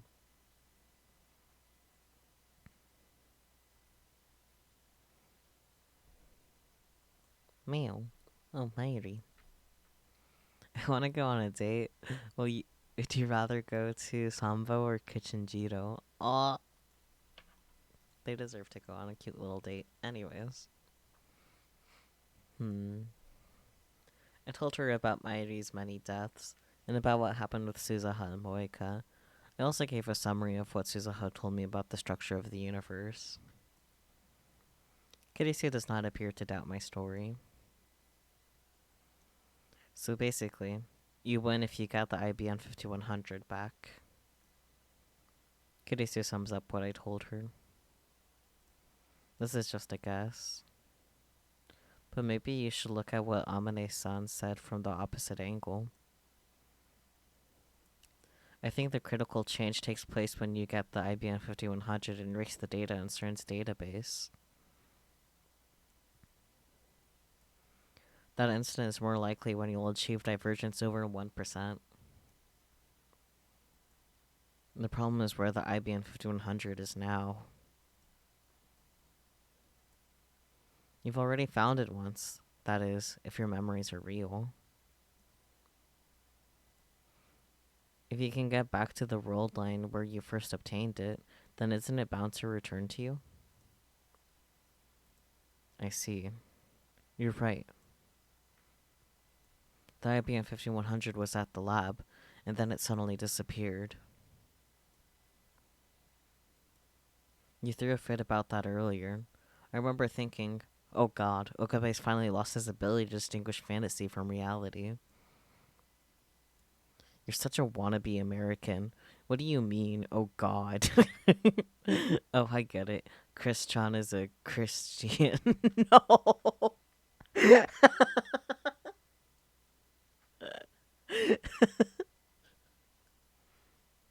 Kurisu looks at me in disdain as soon as those words leave my lips.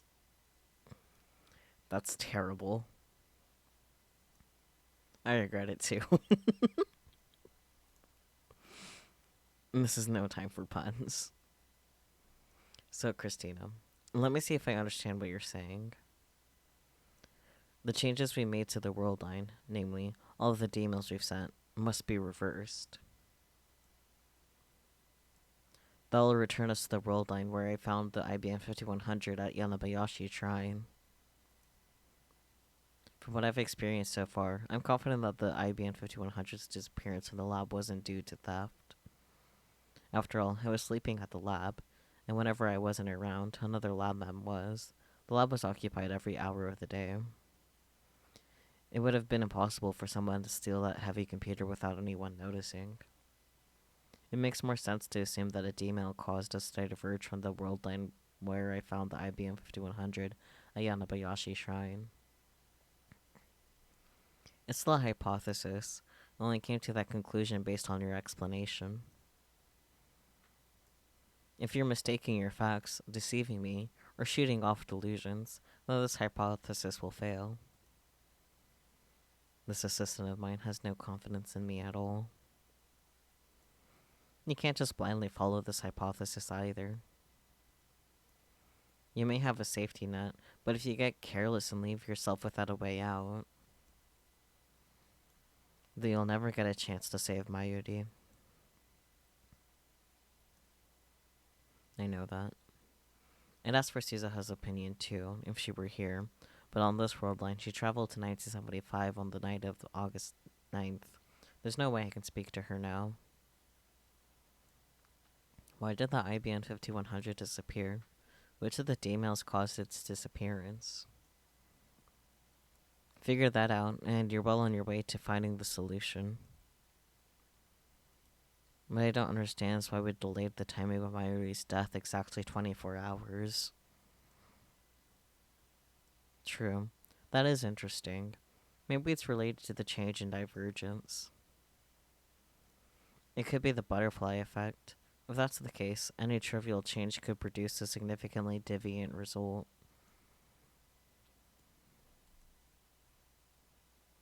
Anyway, it's important to act with discretion.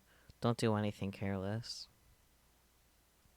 Your death, Okabe, is the worst thing that could possibly happen. You're probably the only person who could remember previous world lines. If you die, then consider Mayuri dead for good. Don't die, okay? You're not worried about me, are you? What? Don't be ridiculous. Why should I care? I'm not worried about you, okay? Don't get the wrong idea. I just don't want to lose a valuable test subject. That's all. Yeah. That brain of yours has accumulated memories spanning world lines and time leaps. It's a precious sample that can rewrite the history of neuroscience. I want to map your brain and find out what's going on in there. In other words, your time leaping helps me too. After all, the time leap machine is the fruit of my research, so to speak, and I. Calm down. Kurisu turns away with a sour expression. Sunrisu, sooning again. This assessment of mine can be difficult sometimes. Anyway, I'll consider her hypothesis. In order to return to the world line where I found the IBM 5100 Ayanabayashi Shrine, we need to cancel all the demos we've sent so far. The theory is sound, and I've got nothing else to go on. I checked the clock. It's 6:42 p.m. Only 1 hour until Moeka's raid. I decided to time leap once more, to the afternoon of the 13th, just before the time leap machine is completed. Christina, I'm gonna give this plan of yours a shot. Oh, great. I take Kurisu's hand and grasp it firmly. You've been a great help. Sorry for the trouble. Don't apologize, dummy. It's confusing. And besides, I don't even remember helping you before. How are you going to take responsibility for this? Why is she getting mad at me? I just don't understand her. Why, you're probably staring at them from the window right now? Maybe. I wish I could remember to. Then I'd always have something to rub your nose in. You really have an awful personality, these yards. I'm gonna perish so hard. You really have an awful personality. You're one to talk. With that, I leave 28 hours into the past.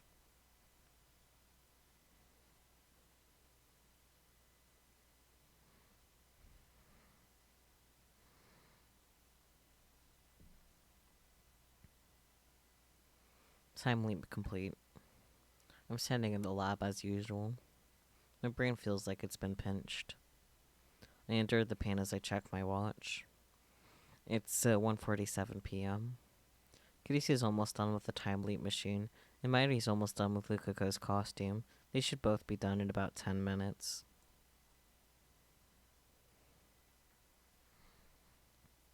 I'll leave the lab and sit on the bench in front of the Braun Tube workshop.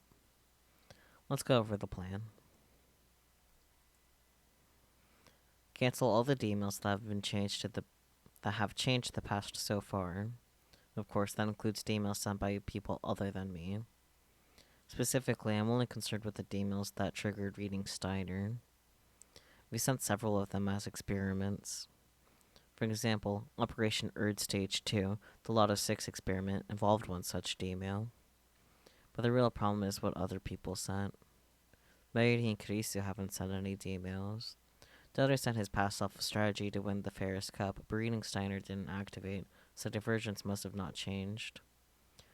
That leaves the 3 emails to deal with, those sent by Moika, Lukako, and Ferris. The most problematic is the one Ferris sent, which is also the most recent. I have no idea what it said, so I don't know how to cancel it. Ferris's email caused a dramatic change to Akiba. All of the Moe stores disappeared. That's my only hint. I'm the only one who remembers how things were before the change, so I won't get an answer from Ferris, even if I ask her directly. But still, I have to at least try.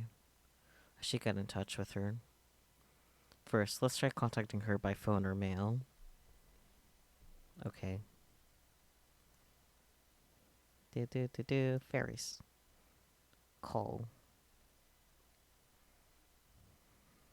The ringtone echoes in my ears. Maybe don't touch her again. Are you talking about Luca? Cool. It's not connecting. Damn. I tap the end button and open my mailbox. Alright, Ferris, a mail. Subject, please respond. It's Okabe. It's urgent. Contact me.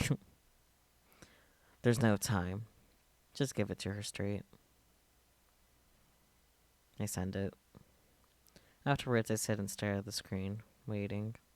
I've already tried sending 3 mails and calling 4 or 5 times, but 30 minutes passed without a single response. Unable to hide my frustration, I storm off towards Ferris's apartment. I arrive at the tall apartment building soaked in sweat. I've been running an awful lot lately. It's made me realize how out of shape I am. I wish I worked out more. This complex has an automatic lock, so I have to call up from the lobby intercom. I enter the number for Ferris's apartment, and a man's calm voice soon replies. May I ask who's calling? Judging by the voice, it's not Ferris's dad, but her butler. My name's Okabe. I'd like to speak with Rumiho-san. I regret to inform you that the young mistress is currently out. And then where is she now? I'm afraid I cannot answer that. You may be someone with whom she does not wish to interact. Damn. Okay.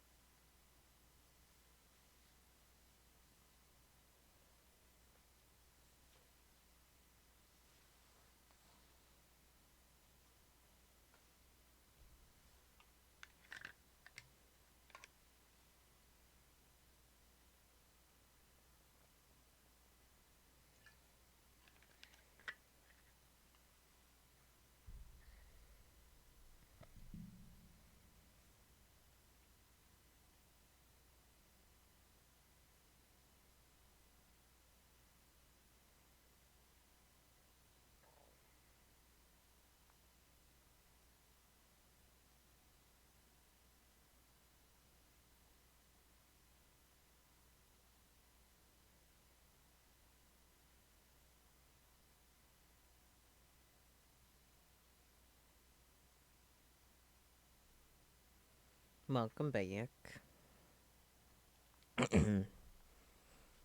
I'm afraid I cannot answer that. You may be someone with whom she does not wish to interact. I've been here before, remember? Of course, sir. However, I still cannot disclose the location of the young mistress. Please contact her directly. He's obviously trying to end the conversation, so I panic to get the last word in. Please wait. I've been trying to get in touch with Ferris, but she's not returning my calls or emails. Then please try again some other time. Damn. Frustrated by this new turn of events, my anger threatens to boil over. Damn inflexible geezer. I leave the lobby. May Queen plus Neon Square doesn't exist on this world line. Ferris isn't responding to my calls or emails either. Where could she be? Underneath the incandescent heat of the sun, I suddenly got an idea. Daru, if anyone knows where Ferris is, it'll be that stalker of hers. Not wrong. Well, time to contact him. Your turn, Daru. Yeah, Okurin? It's awfully noisy on the other end of the phone, but I don't care about that. Daru, do you happen to know where Ferris is right now? Ferris Town? I need to talk to her right now. Right now? That's not gonna happen. Just tell me where she is. You keep tabs on her at all times, don't you? I know where she is, sure. Where? Where is she? In the UPX assembly hall. UPX. I look up. I'm standing right in front of UPX. By the assembly hall. Today's the finals of the Rhinet ABGC. Rhinet ABGC. Short for Rhinet Access Battlers Grand Championship. Duh. It's the finals, man. Ferris is participating. Ferris Town was the winner of this year's Winter's GC, so she's just the defending champion, just so you know. She's in the finals. I'm here too, spectating. The match has already started, man. So that's why. I'm headed there now. What floor? Do you have a ticket? No, but I'll manage. I don't know, man. Security's pretty tight. Someone posted threats on that channel. Pretty sure you're not getting in. Then you come out. I'm in front of UPX. Can you lend me your ticket? No way. It'll end at 4, so can't you just wait until then? Hey, Daru! Daru! Kind of expected that, not gonna lie. That inflexible bastard. Looks like I don't have a choice. All I can do is wait like Daru suggested. At 4, tons of people spew out of the building. They're mostly parents with children, but there are also men and women in their 20s and 30s.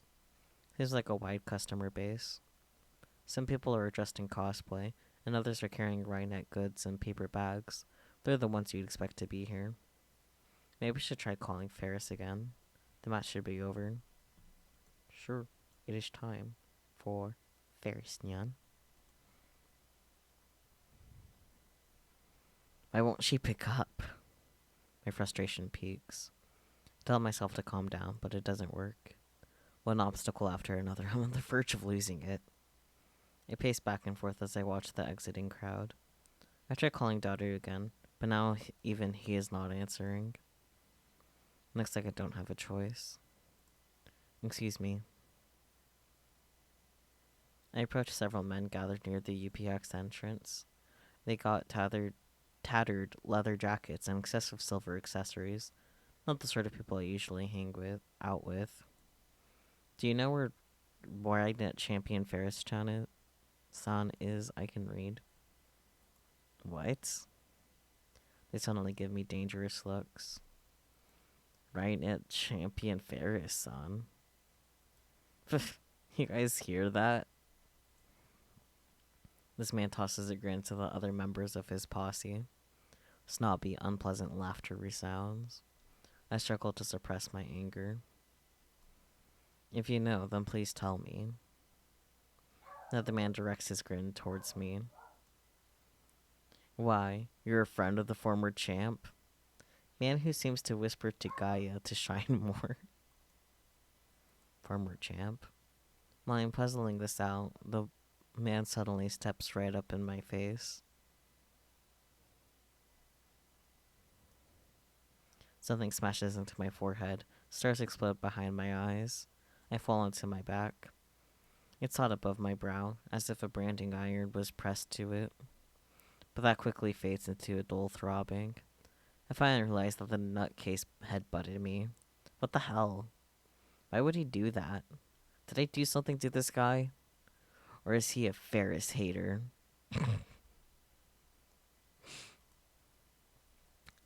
Anti-hater. People who post negative comments about someone or something on the internet. They appear in places where fans of those people or things gather, provoke them by posting derogatory things. It's not rare for them to cause emotional debate among fans. Oh boy. I stagger to my feet. The man stoops to pick up his hat, which fell off when he headbutted me. That's when I see it. Right on top of his head, there's a small space devoid of hair. There's no way I could miss it. A bald spot.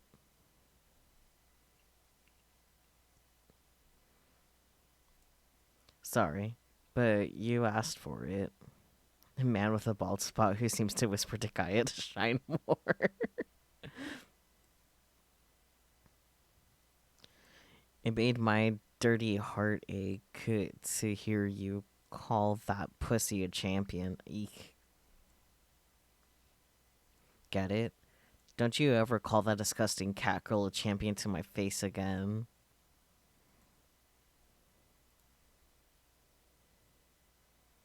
Not unless you want your body and soul frozen by yours truly, the king of the streets, the one and only black absolute zero, 4 degrees Celsius. What the hell is this guy talking about? He's obviously living in his own stupid world.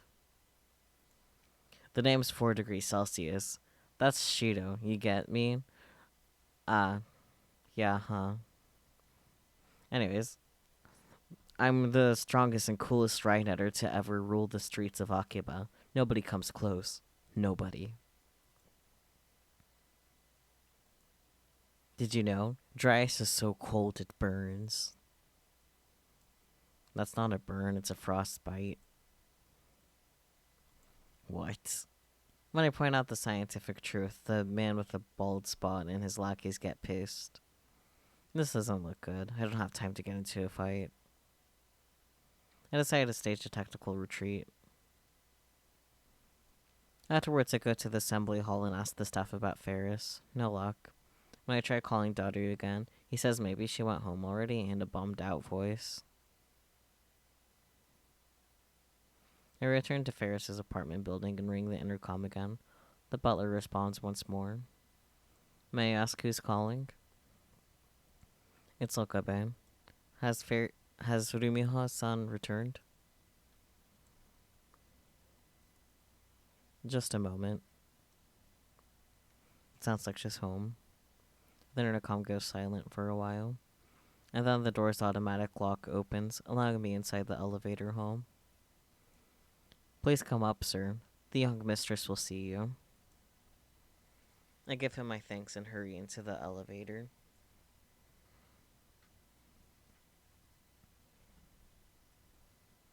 And the butler guides me into the bedroom, where Ferris is sitting on the sofa, hugging her knees. She doesn't look up, even when I approach. Ferris, finally, there's something I need to ask you. Yeah. She looks exhausted, like all the life has been drained out of her. I've never seen Ferris like this. What happened? You look down. This can't be happening, Nyan. Why did Ferris have to lose, Nyan? If only those guys hadn't used underhanded tricks on me, Nyan. They ganged up on Ferris. I even promised Papa I'd win. He's probably disappointed in me, Nyan. I'm too ashamed to show my face, Nyan. Ferris, no. What's she saying? No. Wait. I think I get it. I recall what happened after Ferris's final match in the Rhinet Championship. The leather-clad asshole called her the former champ. I guess that means she lost, and that's why she's depressed. I feel bad for Ferris, but I don't have time to deal with this. Listen, Ferris. Ferris blinks her eyes repeatedly when I grab her by the shoulders, but her eyes are glazed and empty of light.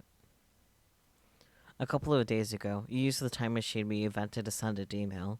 Do you remember that? Hanya? I knew it was useless, but I had to ask.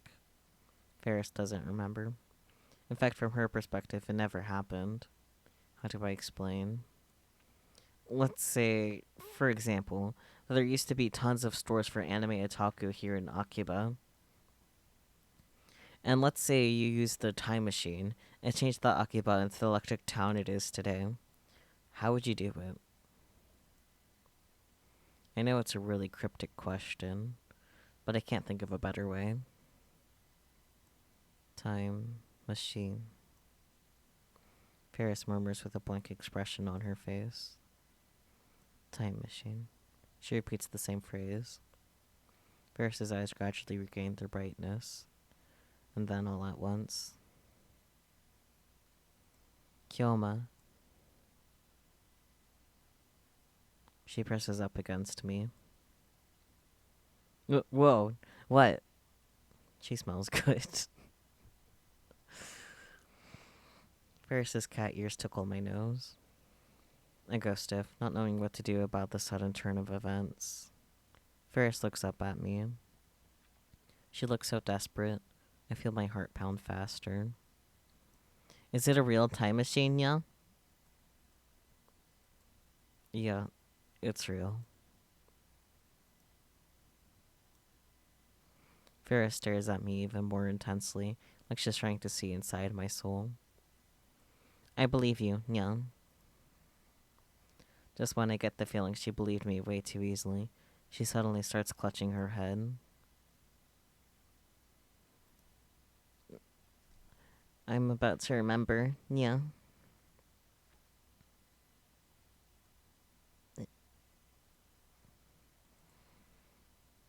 Huh? Ferris remembers using the time machine, yeah. What? Really? Ferris got on the time machine, and it went zoom, and... What? But you didn't write anything. You sent an email to the past.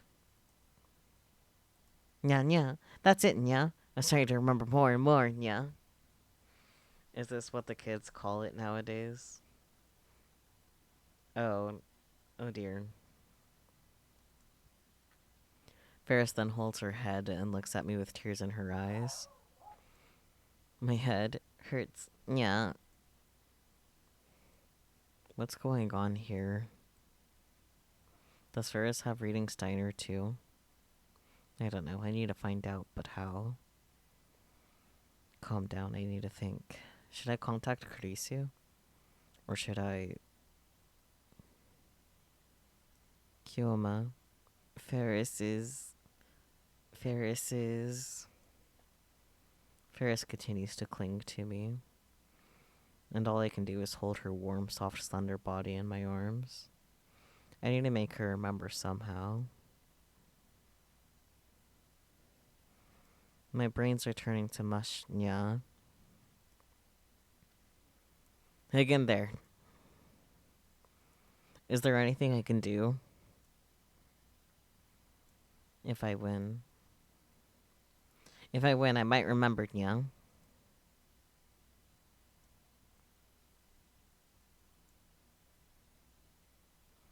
Win? Win what? Today's match, Nyan. Against the viral attackers, Nyan. I only lost because of their underhanded tricks, Nyan. And now my head is all mushy, so I can't remember anything, Nyan. Please, Kyoma.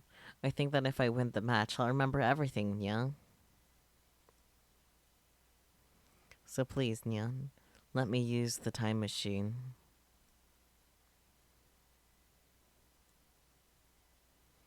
By the way, this isn't an act, right? An act? What do you mean, yeah?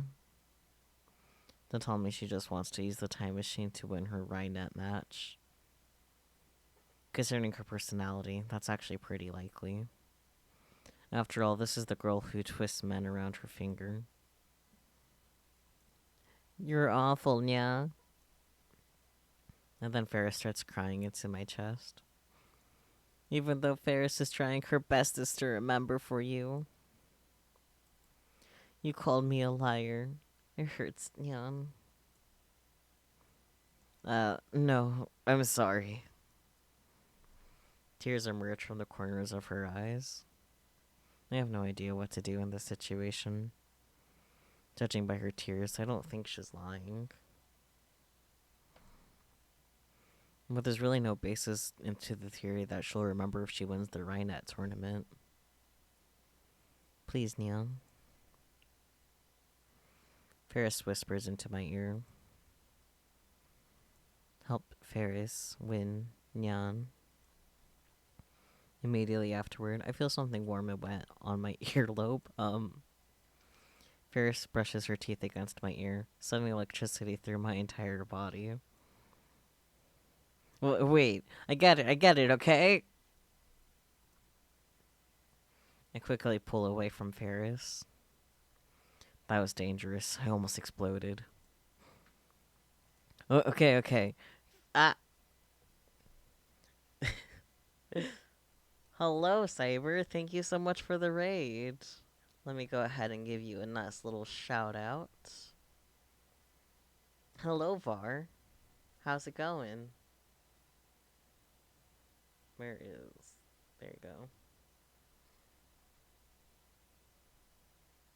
Hello. You're playing Life is Strange. I think I remember you tweeting about that earlier. How was that? I hope you had fun. Anyone that happens to be new that came with Cyber's little raid, I am Saku or Sakyu, or even Q is acceptable. I'm a variety streamer and I play mostly anime-related games. And the entire month of October, I'll be doing Inktober to the best of my ability. Yay, daily streaming. Oh, you got the sad ending? Oof. Not that I know what happens, but just in general, that sounds oof. Oh, you cried, oh dear. Perhaps coming into Steins Gate was not necessarily the best option then. Well, welcome to the very sad game, yeah.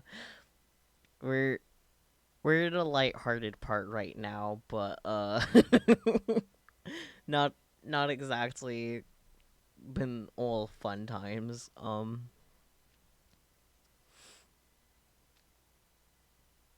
Uh I'm bad at words and communicating. Ferris, we'll do it your way. Um for real, Nyan? Yeah. I need to remember whatever it takes.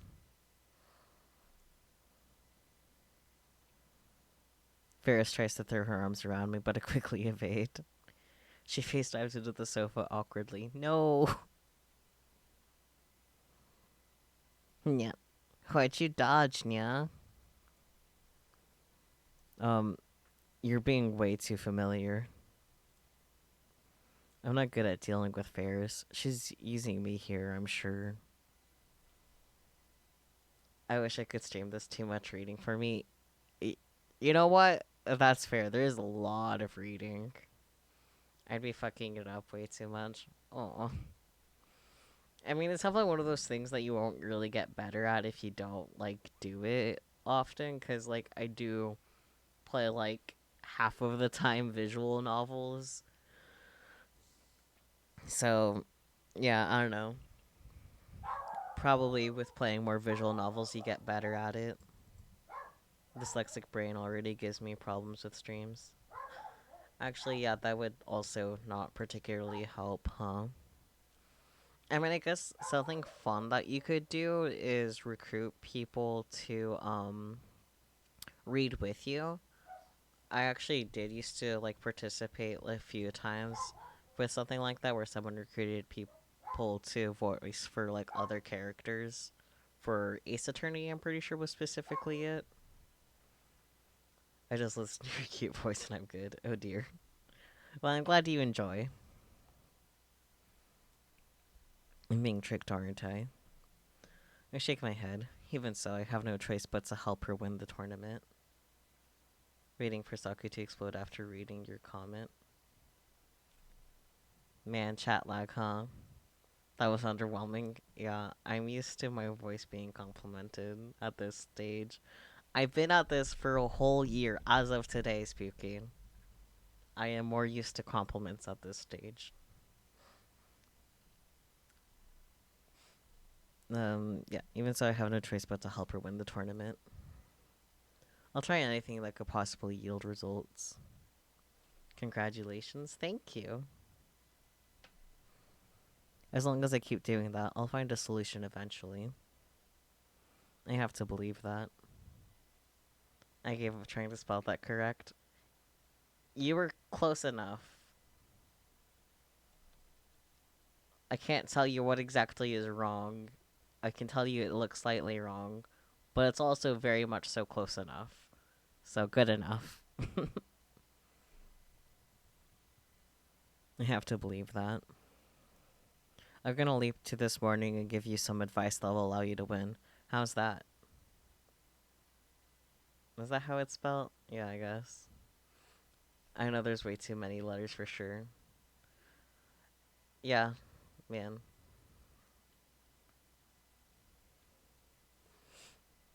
Yes, man. That's all I got. Yeah. You're not sending a mail, Nyan? Our lab has developed a device for time leaping, or sending your consciousness to the past. Awesome. It's like the new Game Plus, Nyan. uh, I mean, yeah. Um, yeah. That's it. Don't play along. Whatever you do, don't play along. So if Ferris uses it to go back to this morning, it'll solve everything, yeah? That's a way of putting it, yeah. You can't. Yeah? Why not, yeah? I can't let anyone else use the time leap machine. No fair, yeah. It's not something good to be used lightly. It's dangerous. It has yet to fail once so far, but my luck might not last forever.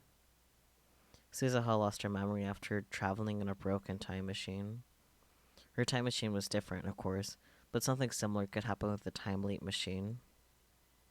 Considering the time leap machine's low budget and rushed schedule, it wouldn't be surprising if it broke somehow. And there's one more thing. I shouldn't allow anyone else to change the past. My goal is to return to the world line with the IBM 5100, then use it to escape from the alpha attractor field. The fewer changes made, the better. I'll be the one responsible for changing the past. Trust me, Ferris. Okay, yeah.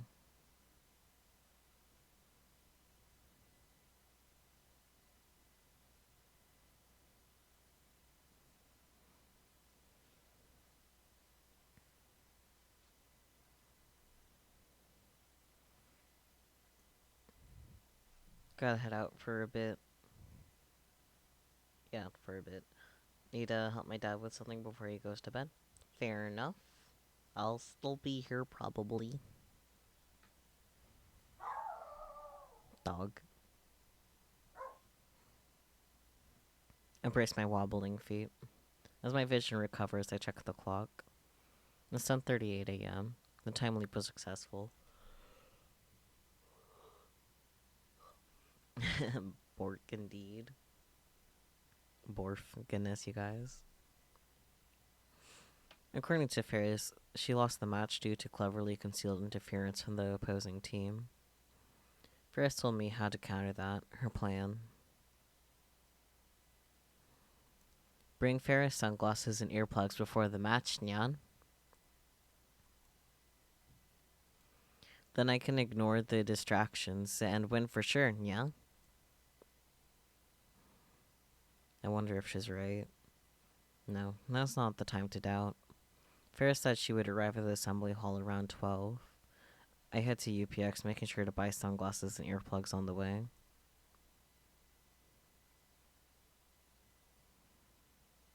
There's still half an hour before the tournament begins, but there's already a line outside of UPX.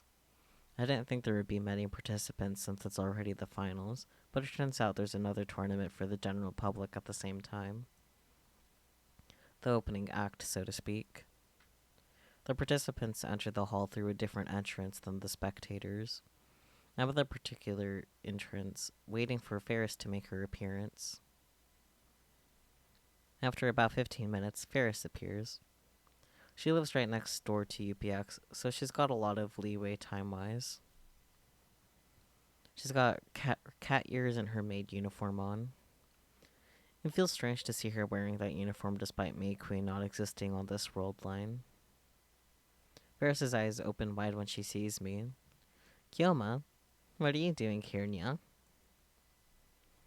I waited here because I wanted to see you. Hanya, are you confessing your love for me? I don't know what to do if you confess right before such an important match, Nyan. Don't be ridiculous. Why would I confess to you? You're awfully serious today, Nya. Usually you play along more, Nya. I don't have time. I don't have time to be Hyoing Kyoma now. I'm nervous about the finals, so I want to lift my spirits, Nya. She doesn't look nervous. Please just listen to me, Ferris. This is important for your victory. Important? But you don't know the rules of Ragnet, Nya. It's not about the rules or anything like that. Then what is it, Nya? She peers at me with questioning eyes. It'd be better to give her the goods before I screw this up. Take these with you. I try handing over the sunglasses and earplugs I bought on the way here. But Ferris pulls back, as if on guard. Kyoma, that's lame, Nya. How rude. You're supposed to bring nicer presents like... It's not a present. These are countermeasures. Yeah? Listen good. I came from the future. I know, Nya. What? She knows. How? Why? And Ferris came from space, Nya. Oochoo.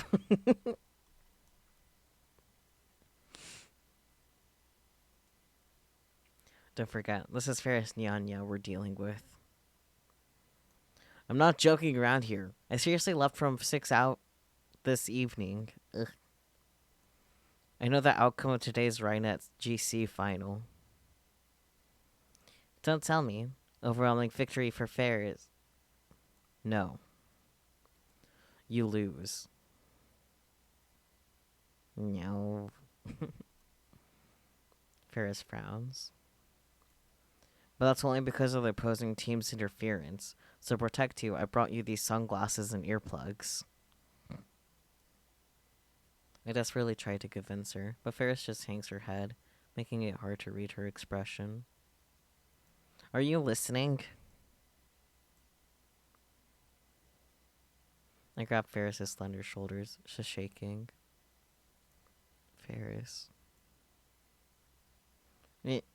Oh dear, I'm not imitating that one. Kyoma, you meanie.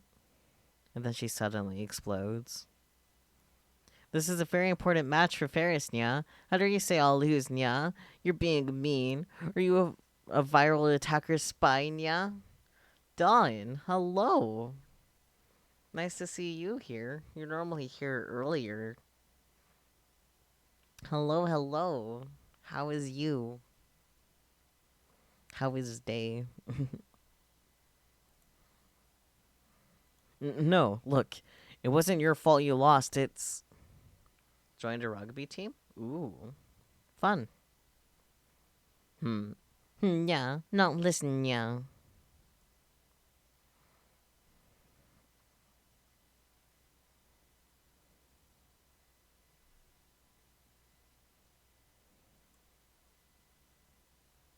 After a swift kick to my shin, Ferris turns her back to me in a huff. Damn you, cat girl. Once in your life, listen to me. Wait. I said wait. I need you to win no matter what. Like I said, there's no way I can lose, Nya. And I don't want to hear those ugly glasses, Nya. Ferris needs to be cute at every moment. My fans are counting on me, Nya. Crap, she's getting angry at me now. Ferris shakes me off and runs to the participant entrance. I'm not a participant, so if she makes it inside, that's the end of it. Please hear me out. Bearing the pain in my shin, I force my way in front of Ferris and stand in her way. Ferris, please. Mayuri's life depends on it.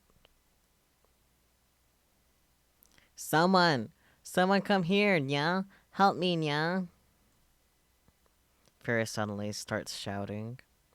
She grabs the attention of the surrounding participants and spectators. Even staff members are gathering. Crap. I can't talk about time machines or Mayuri's life with this much attention around us. But unless I can get Ferris to listen to me, there's no way I can undo her email. What should I do? You seem to have an awful lot of time on your hands. Yeah, champion. That smug voice. A tall man dressed entirely in black walks up to us with a grin on his face. Whenever he takes a step, all of his silver accessories jingle. He dramatically takes off his sunglasses, revealing the face of that guy who gave me trouble before. If I'm not mistaken, he called himself 4 degrees Celsius or something like that. Swooping down onto the street, I'm the black peacock of the Rhinetter realm. The name's 4 degrees Celsius. That's Shido, you get me? I'm the leader of the viral attackers. The viral attackers. The viral attackers. I think I heard that name somewhere before. That's right, they're Ferris's opponents this match. They're trying to start a fight now. This is a guy who headbutts people out of nowhere. And he seems to hate Ferris for some reason. Who is messaging me at this time? Oh, Mayuri. This morning I couldn't find Pockety. I almost started crying. The sound of its ticking calms me down. If I lost it, it would be a big shock. I don't know how I'd apologize to Granny. I was so relieved to find Pockety safe and sound. Are you talking about your pocket watch? I thought I told you to stop with the weird naming scheme of yours. Be careful, that secret ability of yours, unlike clockworks, is a double-edged sword. And then this one. You used to take naps on your grandmother's lap, didn't you? Oh, that's cute, but,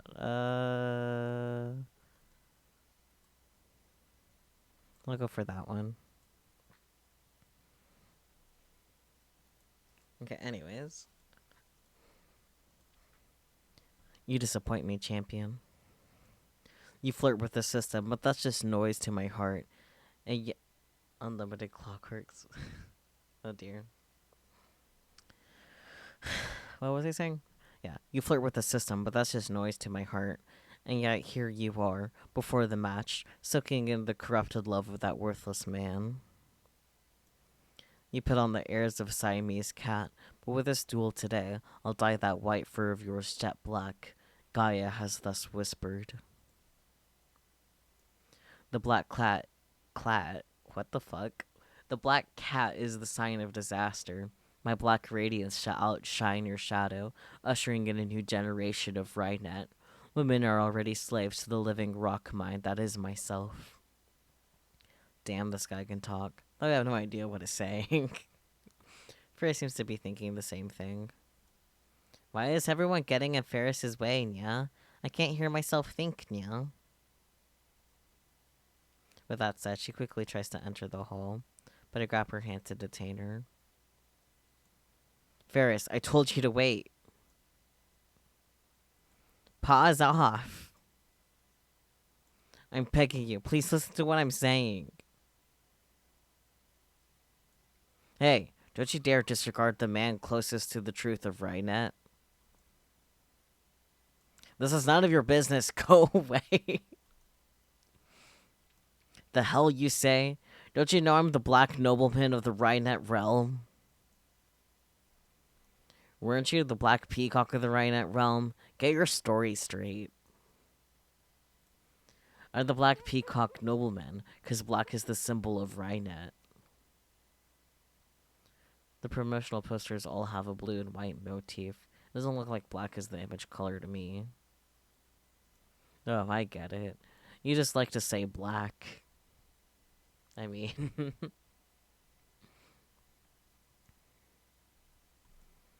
you think you're so smart. I'm gonna dye that pussy. What the fuck? Before the duel even starts.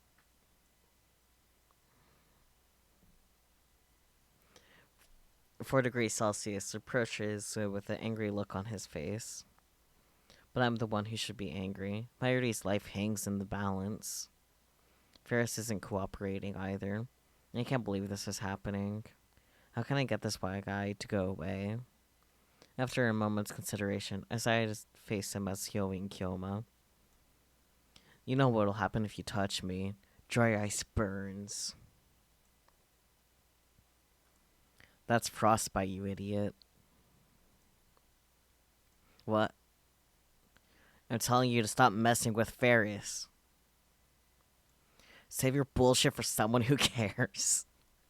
I hear giggles from all around. They're laughing at you. You corrupt pussy lammet? What the fuck does that mean? Ad? Oh dear. Poor Spooky. An ad hell.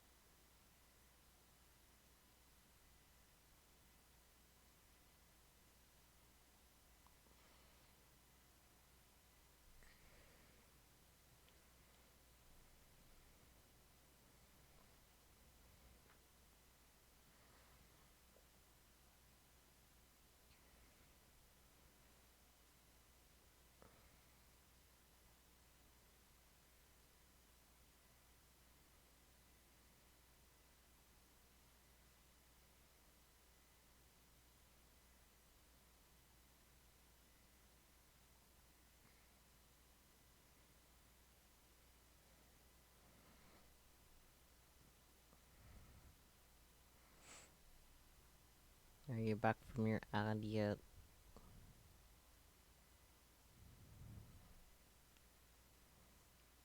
Hello, Yasagi Heaven. How are you? It's nice to see you in chat.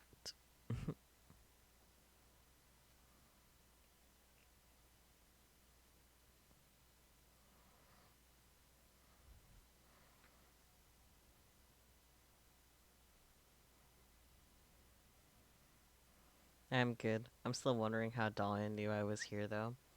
Probably by looking at users in chat.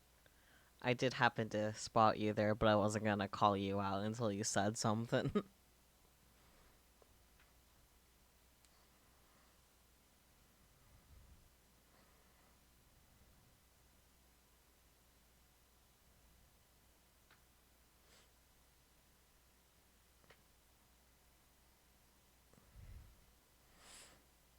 Indeed. I was trying to be stealthy. You would have gotten away with it if I wasn't monitoring chat on my iPad. Welcome back, Spooky. What the hell is a Lamont? Good question. Also, I was hanging with a couple homies too, so I was mostly lurking. That's fair. I appreciate all my lurkers. I think not. They're laughing at you, you pathetic peacock with a bald spot on your head. What? How do you know about my untouchable black spot? I never told anyone about it. 4 degrees Celsius, his face turns red.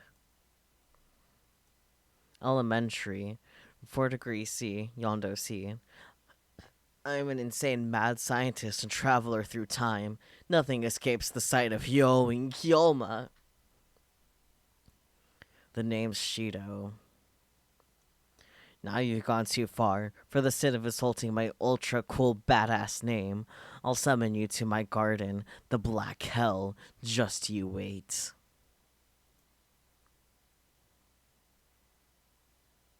He puts on his sunglasses and leaves. Guess out of this payback for the headbutt. How did you know about Shido's weak point, Nyan? Nobody's ever seen it. Haven't you been listening? I came from the future. So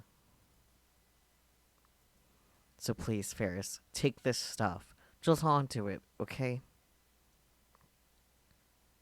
But there's no way Ferris can lose, Nya. You're stronger than them, no question. But you heard him just now. They're obviously not gonna play fair. They'll do anything it takes to win, even if it breaks the Rhinetter code. If you say so. Looks like my desperation paid off. Ferris reluctantly accepts the 2 items I present to her. And of course, she doesn't take them out of the bag. I'm just going to hold on to them. Is that okay, Nya? Yeah, just make sure you have them with you on the stage. I promise you'll need them. Sooner or later, she won't have a choice.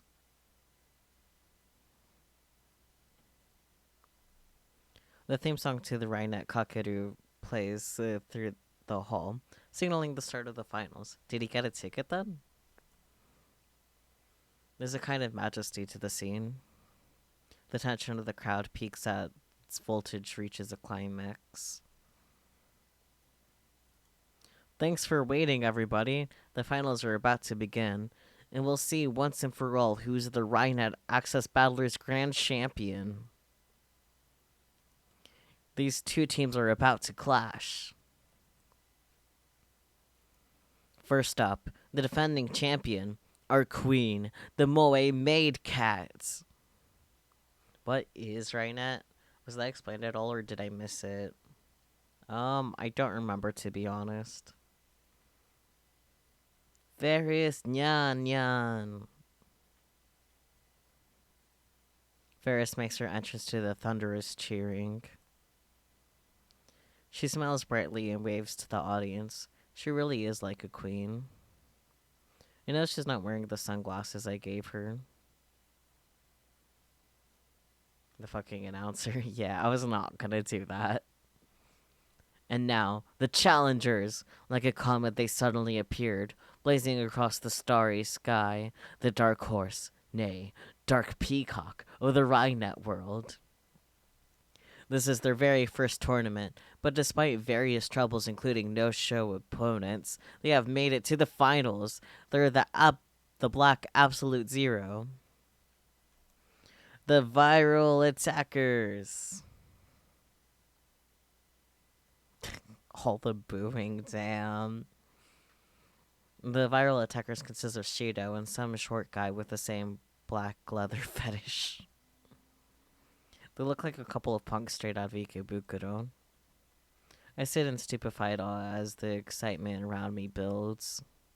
Doubter taps me on the shoulder. You gotta cheer for Ferris Tan too. Yeah. Oblivious to my anxiety, Doubter starts jumping and waving his hands in the air. Ferris Tan! I love you, Ferris. Moe moe.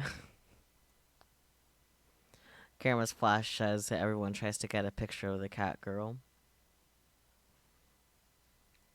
I'm gonna give it my best, everyone, so cheer for me, Nyan. The speakers carry her cute, cheerful voice to every corner of the hall. Apparently, they gave microphones to both teams so that they could talk to the audience. Service shot, nyan. Ferris puts on an impish smile and turns to the audience in a sexy pose. Whoa.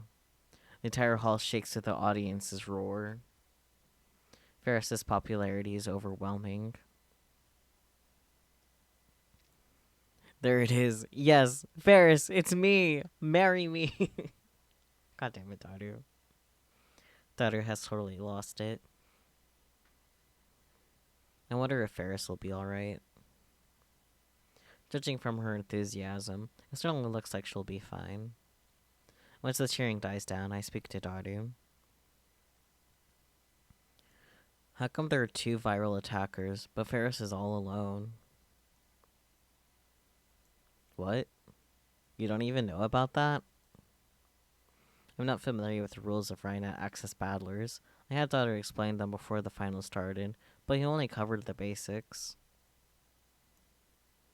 Hello. Thank you. In this tournament, duels take place between two-man teams, but since there's nobody strong enough to be Ferris Tan's duel partner, she goes alone. Damn. Well, I must now go to bed as I am getting tired. Have a good stream. Aw. Thank you so much for sticking around, and I hope you get some good sleeps. Until next time, Usagi Heaven.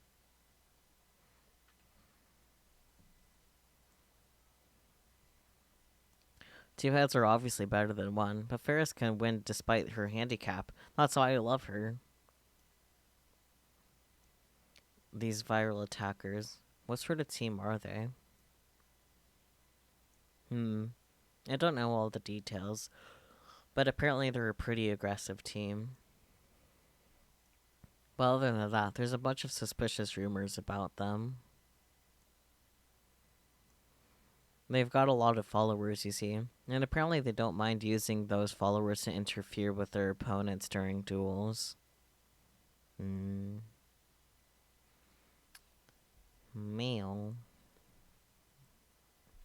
Oh yeah, you gave it a weird name. I completely forgot. Mairi. About half the teams they faced in the championships were no-shows. And that's not all. Apparently they even go around beating up Otaku and Akiba and Ikebukuro. Damn. Long story short, Rhinators really hate them. Then why haven't they been disqualified? Because there's no evidence. Rhinators are mostly kids in Otaku. There's a little intimidation from some guys in black, and they clam up. The viral attackers. First told me that their interference cost her the game. But as long as she's got the sunglasses and earplugs I gave her, she should be able to win. And if she wins, she might be able to recall the contents of the email she sent. At least that's what she said. I need Ferris to win. Mary's life depends on it. I'm counting on you, Ferris. Ferris rises to the stage, heralded by thunderous cheers.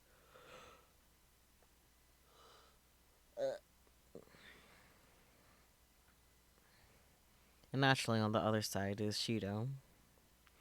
They face off across the circuit map. Yeah. How do teams work exactly? You can discuss with your partner what moves to make. It's harder for the opponent to predict what you're going to do. So basically, the partner just plays a support role. Well, there's nothing to worry about. Ferris Talk can beat the daylights out of those punks in the blink of an eye. Are both teams ready? The referee gathers Ferris and the two virals for a coin toss to decide who takes the first turn. And now, for the Rhinet Access Battlers Grand Championship Finals. Instantly, silence falls on the assembly hall. Everyone holds their breath in anticipation. Dual access. The referee's shout signals the start of the game. The room erupts into cheers. First up is Ferris. The huge monitor hanging from the ceiling displays the circuit mat, the thing that looks like a chessboard. The cards glitter and sparkle in the stage lights. All the cards on the board are face down, but each player is allowed to peek at his or her own cards. I don't know why I blanked there. The cameras are oriented in a way that the audience can't see what cards they have. According to Daru, Dragon Access Battlers is a game of psychological warfare. It's all about figuring out where your opponent has placed his cards. Each player starts with 4 link cards and 4 virus cards, for a total of 8 cards face down on the board.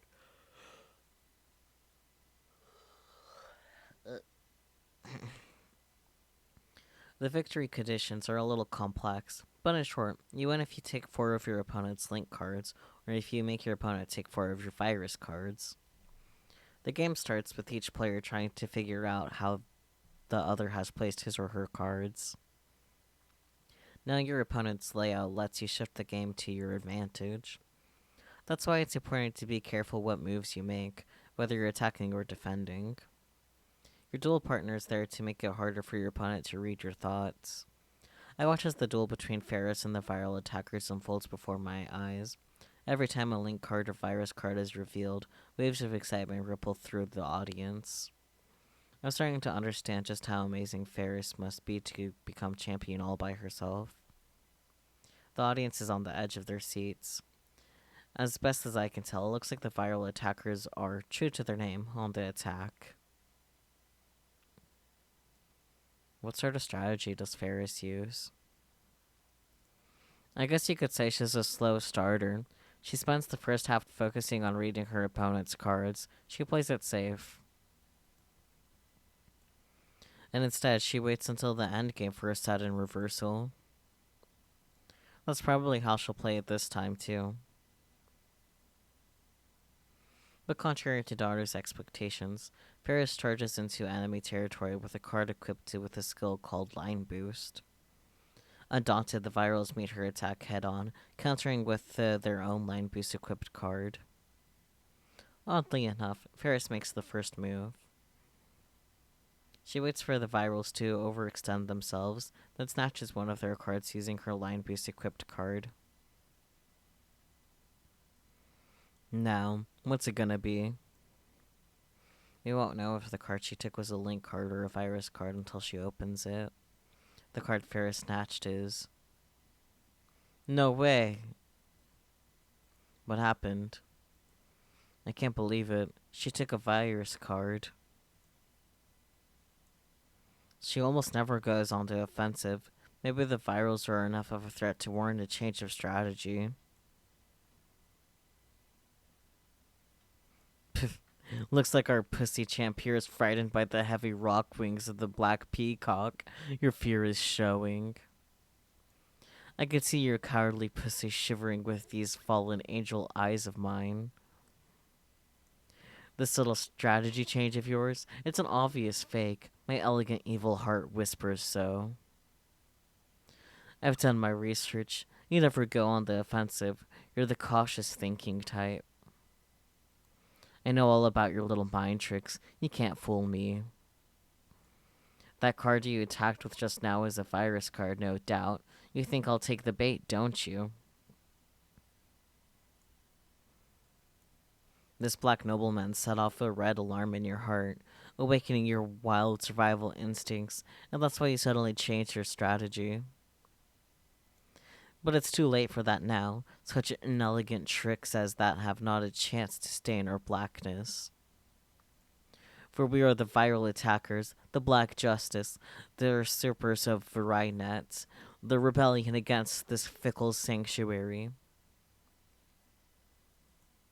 He sure can talk.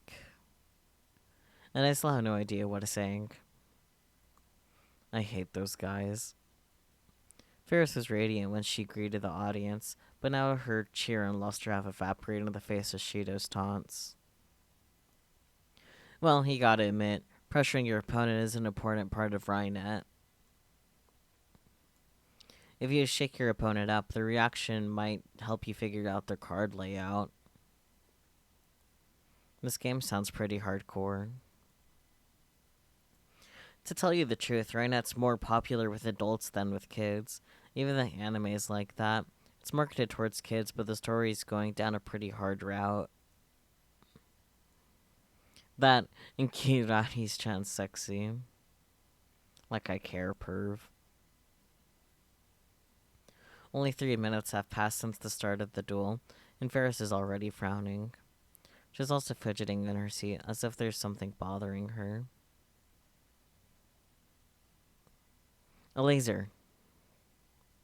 Yeah? What? Look near her eyes. There's a red dot. It appears in short intervals, so it's difficult to spot, but there's definitely a laser shining in Ferris's eyes. Seriously? Tyler stares at her eyes for a few seconds, then shakes his head. I can't tell, but if you're right, Okarin, then somebody in the audience is trying to sabotage her. Damn those virals. Why doesn't the referee stop them? They must be timing it so the referee doesn't see. The audience is huge. It's impossible to tell where the beam's coming from. There could be multiple lasers for all I know. Now I get it. This is why Ferris asked me to bring her sunglasses before I time leaped. But all the damn sunglasses, Ferris. Alas, my telepathic message doesn't reach her. I clench my teeth and stand up. Hey, where are you going? I'm going to find whoever's doing this and stop them. Good evening, cool person. I can read. Hello, Saki. Welcome, welcome. How are you? I hope you're having a good day.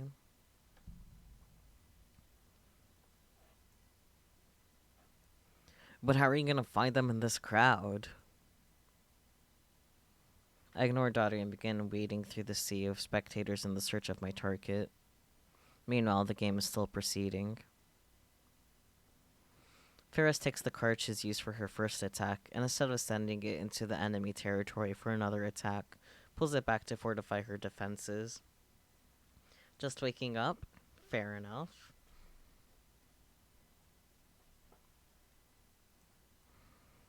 The Vials respond by unleashing a massive assault on her line. They equip a card with line boost, which allows it to move it twice, and then unequip it. Then they equip line boost to another card and move that. Looks like their strategy is to attack in waves. They even seem willing to make sacrifices to a certain extent. And of course, the virals are most likely attacking with a mix of both link cards and virus cards. In order to survive the onslaught, Ferris is forced to capture some of their cards in retaliation, but each virus card she's tricked into taking puts her at even more of a disadvantage. Ferris looks very unsettled by Shido's unpleasant smile. The laser attacks must really be getting to her as well. And finally, she makes a careless move that she truly seems desperate. Disbelief spreads through the hall. Hey, hey, hey. Looks like this fucking cat got scared of my elegant, evil charisma aura and lost her cool heart. Who would have thought that the champion would make such an amateurish move? Amateurish? I was too busy searching for the viral underlings in the audience to pay attention to the match, but this new turn of events causes me to look up to the monitor. Ferris has moved one of her pieces to the other side of the board, the entrance to the viral attacker's server. But the virals must have used their virus checker card, because Ferris's card is face up. It's a virus card. Every card you send into the enemy server is added to your total. Normally you try to get link cards through, as that brings you closer to victory. However, you're not required to reveal any cards you successfully send into your enemy's server, so although it hurts your point total, you technically can send virus cards into your enemy's server. But for some strange reason, Ferris is trying to send a revealed virus card into her enemy's server. Even if it gets through, she won't be fooling anyone. Moreover, Ferris has already taken 3 virus cards. One more she'll lose, so she can't send that card through even if she wants to. So what exactly was she trying to accomplish? Is she really that distracted by the laser beam? Allow this elegant evil storyteller, Shido, to make a jet black proclamation. In just a few minutes, you'll be demoted to former champion.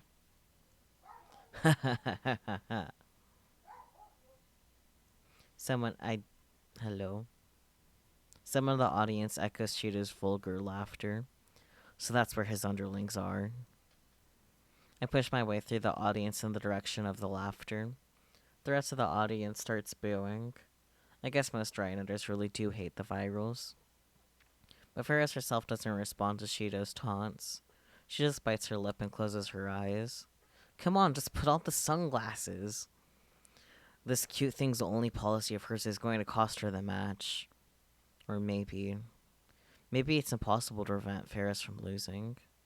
Maybe convergence will bring about the same result, just as Mayuri is doomed to die no matter what I change. The audience gasps.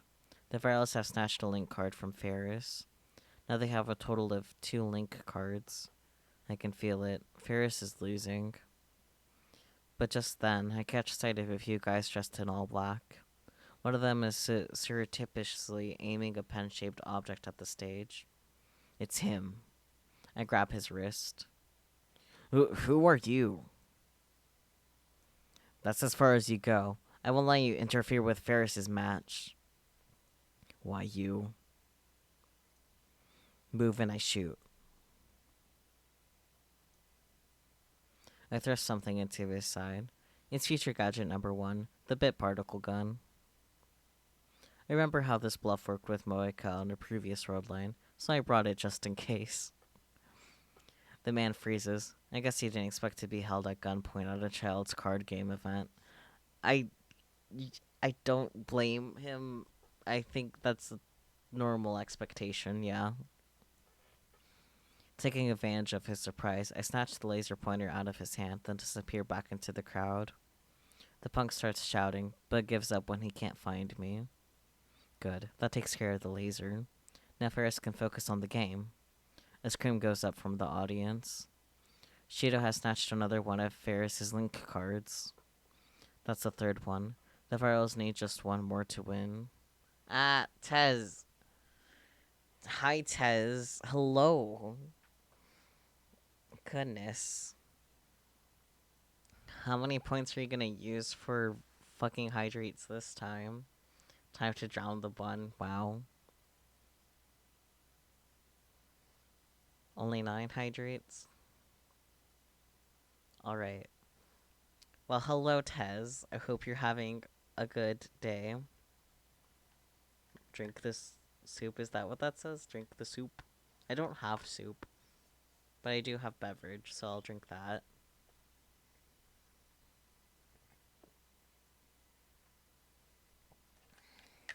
But hello, Tez. I hope you're having a good day. Yes.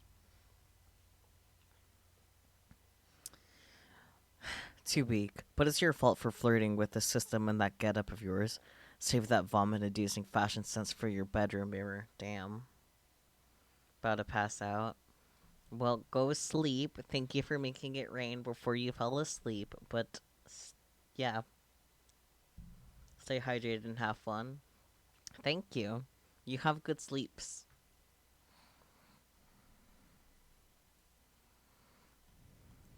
All of your fans are just otakus who want to do you. Does it really make you that happy to have a fan base filled with people like that? Ferris still doesn't respond. She hasn't said a word since the match started. But I got rid of the interference, so Ferris should come up with her soul any second now. I stare at her, praying for a miracle. When I do, Ferris once again turns her face away, as if trying to avoid something. What? Is it another laser? Hey, champion. They say your eyes can see into a man's soul. They say you have the power to read minds, which makes you a cheater even my pure black evil heart can't abide. What? She does? Basically, you ain't human. You're an ugly angel, 'cause you peek into the heart of any poor sap who talks to you. Everyone, beware. Keep your distance, or this will steal your every secret by reaching your thoughts. And then she'll blackmail you. Hand over your money through your Rhinet match. What will you demand next? The audience begins to murmur. If Ferris doesn't have that kind of power, then it does have that kind of power, then it's no wonder she's so good at Rhinet. My Chinibyo imagination starts to run wild, but I try my best to keep it suppressed. If Ferris really can see through lies, it would explain why she hated the laser beam attack so much. It would also explain why her moves made so little sense this match. Ferris.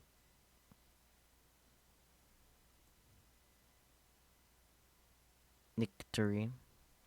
I don't know why him calling her an ugly angel is funny to me. I don't know either, because Ferris is adorable. Ah, what was that? I use change directory, yeah? Change directory is a special type of card called a terminal card. Once per game, it allows you to switch the placement of two of your own pieces. Of course, you may also pretend to switch them. Additionally, if either of the two cards is exposed by Virus Checker, it gets flipped back to face down.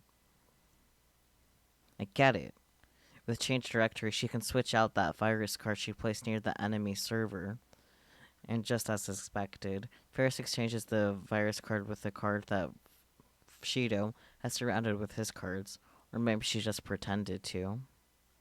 Either way, nobody knows which card is the link card and which is the virus card. Nobody except for Ferris, that is. Is he mad because she's a woman that's good at card game? Possibly. A pretty interesting ploy, but will it work? The viral attackers whisper to each other. Once they're finished, Shido returns to the secret mat with a shit-eating grin on his face. You can't touch my heartstrings with a boring move like that. Is this your huge reversal plan? Sorry, but in the Black Peacock no woman can resist. The elegant, evil new generation of the Rhinetter realm. My cool black brain easily sees through your trick. No, that wasn't even a trick. That was a complete blunder, champion. Without a moment's hesitation, Shido captures the piece Ferris placed next to his server. Heh. I still only have 2 virus cards. One card ain't enough to clip these jet black wings of mine. But if I take just one more link card, then it's the end of the Grand Cross for you. By the way, the card you're protecting way back in your territory. That's the card you used in the opening. The one you equipped with Line Boost and used to attack me as if inviting me to take it. I said it before, but there's no way a scaredy cat like you would send a link card out to where it could be captured. In other words, champion, according to my elegant evil skills of deduction, your last link card isn't the one you're guarding. It's one of the 2 you switched. So I don't even have to check. This black peacock sexual eye... What? Can already see my elegant victory. They can see the contents of your crazy cards. You exchanged one virus and one link. So all I've got to do is take both, and victory belongs to us black noblemen. Wait, is that right? If the card Shido takes now is a link card, then he wins. And even if it's a virus card, it'll still be a match point, and then he'll know which card to take for sure. It's going to end without Ferris demonstrating any of her power. Card open. And the card displayed on the monitor is a virus card. Is it over? The virals have taken 3 link cards and 3 virus cards. Match point. But Cheetah's right. That doesn't even matter. Ferris only has 2 cards left. And Cheetah already knows which is the link card and which is the virus card. Ferris's link card is surrounded by the virus cards. There's nowhere to run. Does that mean Ferris is going to lose? No way. There's gotta be some advice I can give her. I can't think of anything. The end. The world has dyed black, the closing of this Rhinet century. Shido poses as if in ecstasy, with both hands stretched wide and his chin cocked up. His attitude disgusts me. I clench my fists. It looks like I'll have no choice but to time leap again and force Ferris to wear the sunglasses. The black revelations have been fulfilled. The champ has fallen from grace to former champ. We, the viral attackers, now raise the curtain to the highest, grandest, sexiest new generate. What are you talking about? Yeah.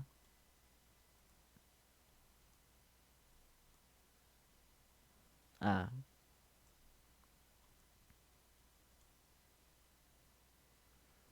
This match isn't over yet, Nyan.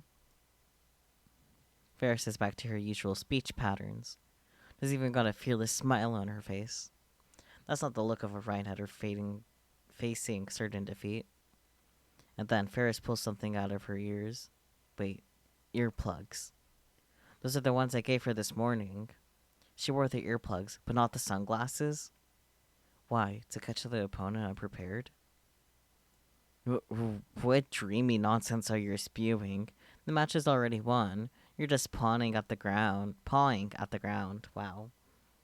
Why don't you check the card you just took from Ferris, Nia? What? No way. The card he just took wasn't a link card? No freaking way. And the name of all of that is elegant and evil. That's just impossible. That's bullshit.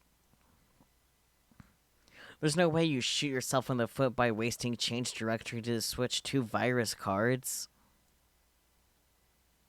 Just turn over the card and see for yourself already, yeah?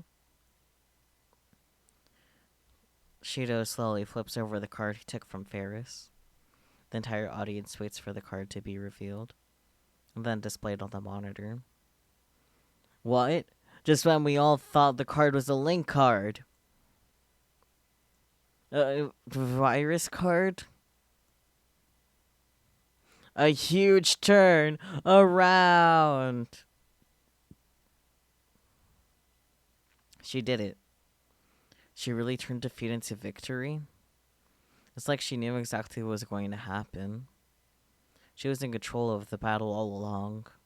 The audience goes wild. Their cheers shake the hall.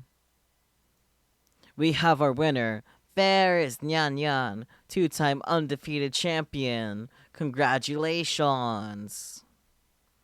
As the hall rocks with the jubilation of the crown, Daru and I claps hands and share the excitement of Ferris's victory. Yay. Hey, Spooky. After I'm done with... I love this announcer so much. That's fair. But I'm Spooky. After I'm done with stream, would you like to walk to 7-Eleven? With the tournament over, I wait for Ferris outside the hall. I sent Daru home already. I'll have to tell Ferris about my ID soon, and I don't want him to hear it. I'll put on my shoes. Cool. I mean, I'll have to put on socks and shoes later, but how dare you walk to 7-Eleven without me? I mean, I guess in theory we could walk to your place and then walk to 7-Eleven, but that's a lot more walking than I was anticipating. Why don't you come over about it? Yeah. Kyoma! Suddenly, Ferris runs up to me, paying no heed to the curious stares of the crowd. She's still in her maid clothes, and she's carrying 2 bouquets of flowers, which she received from her adoring fans. Congratulations on your victory, Aww. Oh, that's really cute. Oh, that's not how. He's cute.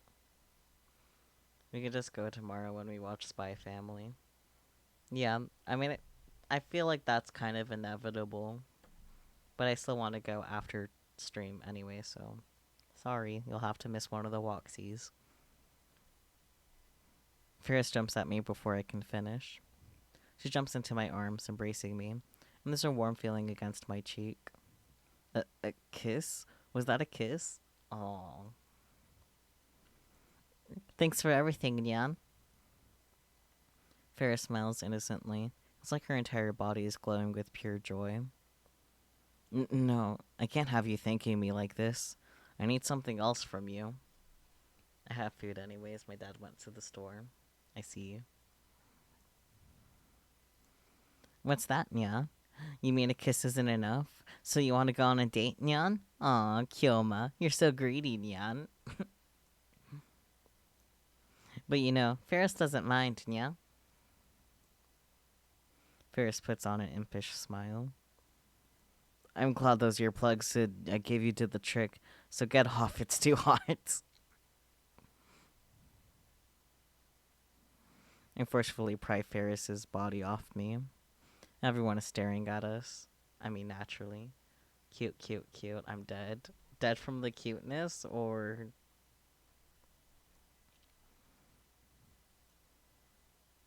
I'm sorry for doubting you, Nya. It wouldn't have been such a close game if I just believed you to begin with, Nya. Ferris bashfully paws at her head. I take that paw of hers and leave the scene. I mean, yes. We get to the overpass and finally lose sight of all the tournament spectators. Ferris, now you listen to what I have to say, right? Yeah. I brought you sunglasses and earplugs, but I didn't come up with the idea. Really? Yeah? Then who? You did. Ferris looks at me in confusion. To be precise, the 2 hours from now, the first time you lost to the viral attacker's underhanded tactics. And then you asked me to use my time machine to stop them. Your time machine. I take that paw of hers. That took me a sec to process. Add. Sad. Yes, paw. Paw, paw, paw, paw, paw. She's a little meow meow after all.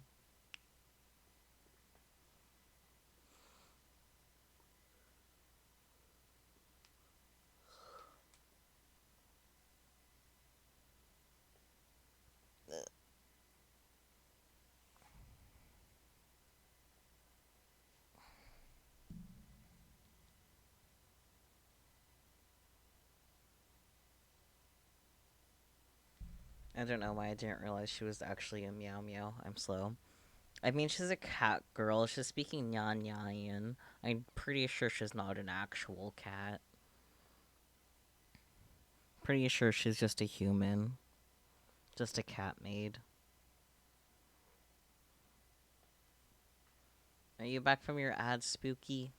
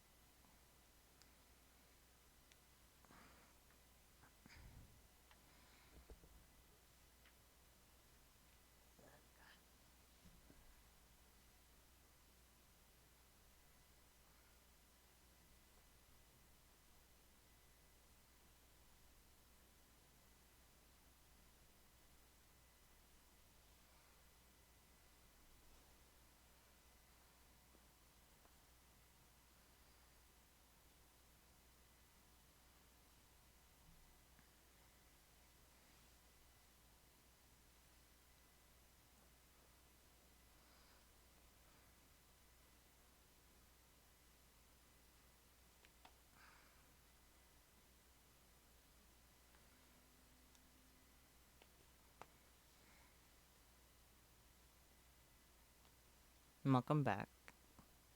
Hang on a sec.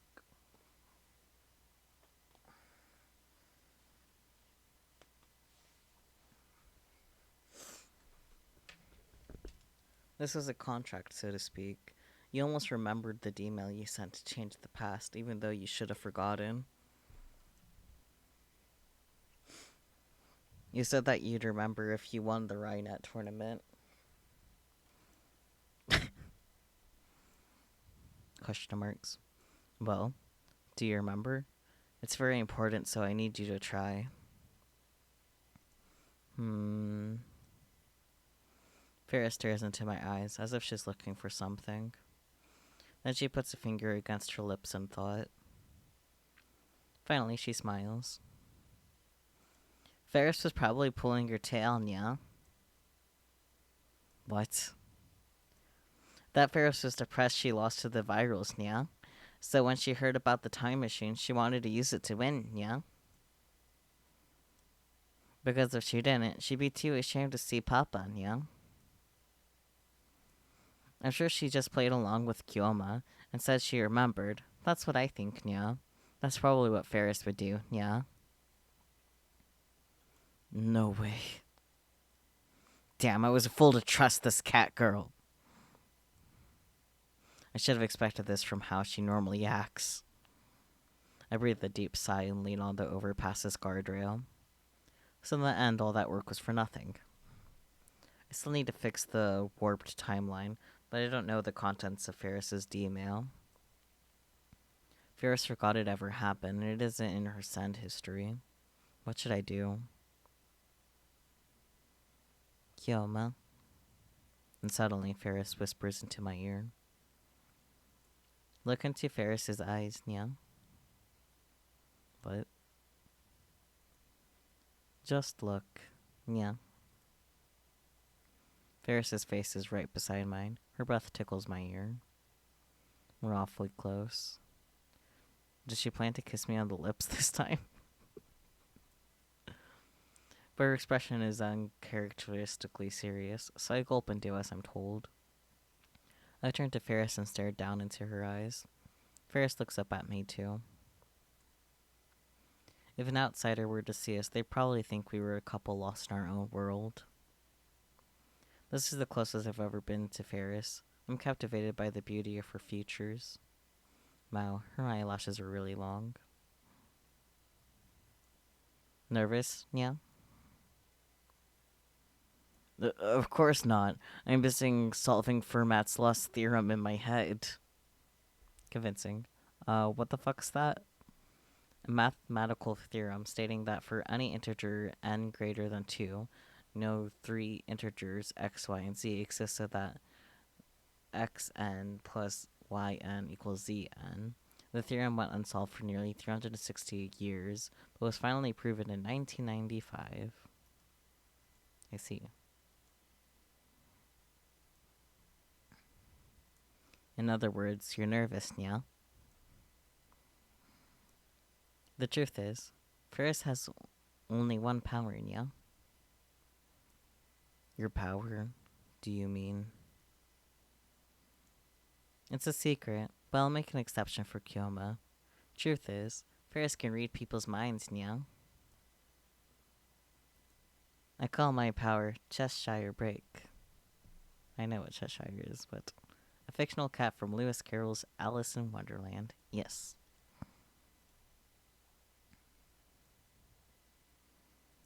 What you think, Nya? Awesome, Nya. I'm an exception, but the virals knew about it too, didn't they? I had no idea the cat was out of the bag, Nya.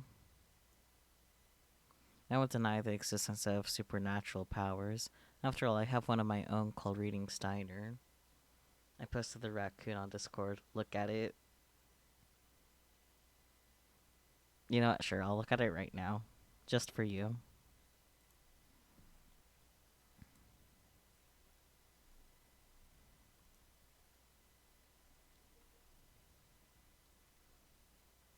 You posted it on our private Discord. I think. Yeah. Raccoon.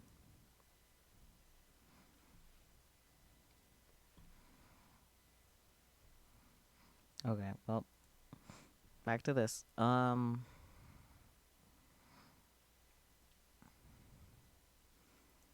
Ever since I was small, I could tell what Papa's business partners were thinking from the looks on their faces, yeah? Frick, you're fine. It's more like intuition, or a sixth sense, yeah? Based on eye movements, facial expressions, and gestures, I can tell when someone's lying, yeah?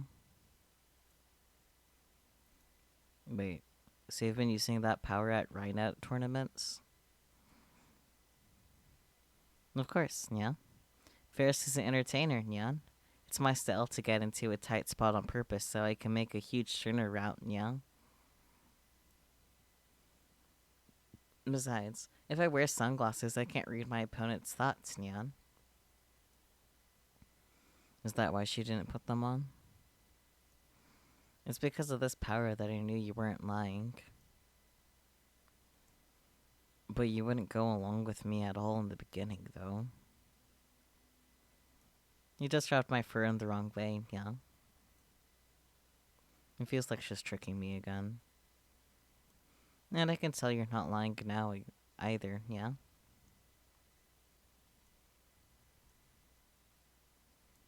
Ferris used that D-mail thing to change the past, yeah? I believe you, yeah? I wish I could remember, but I'm sorry, Nya. I can't remember, Nya. I see. You reached an impasse. I have no choice but to look for some other way.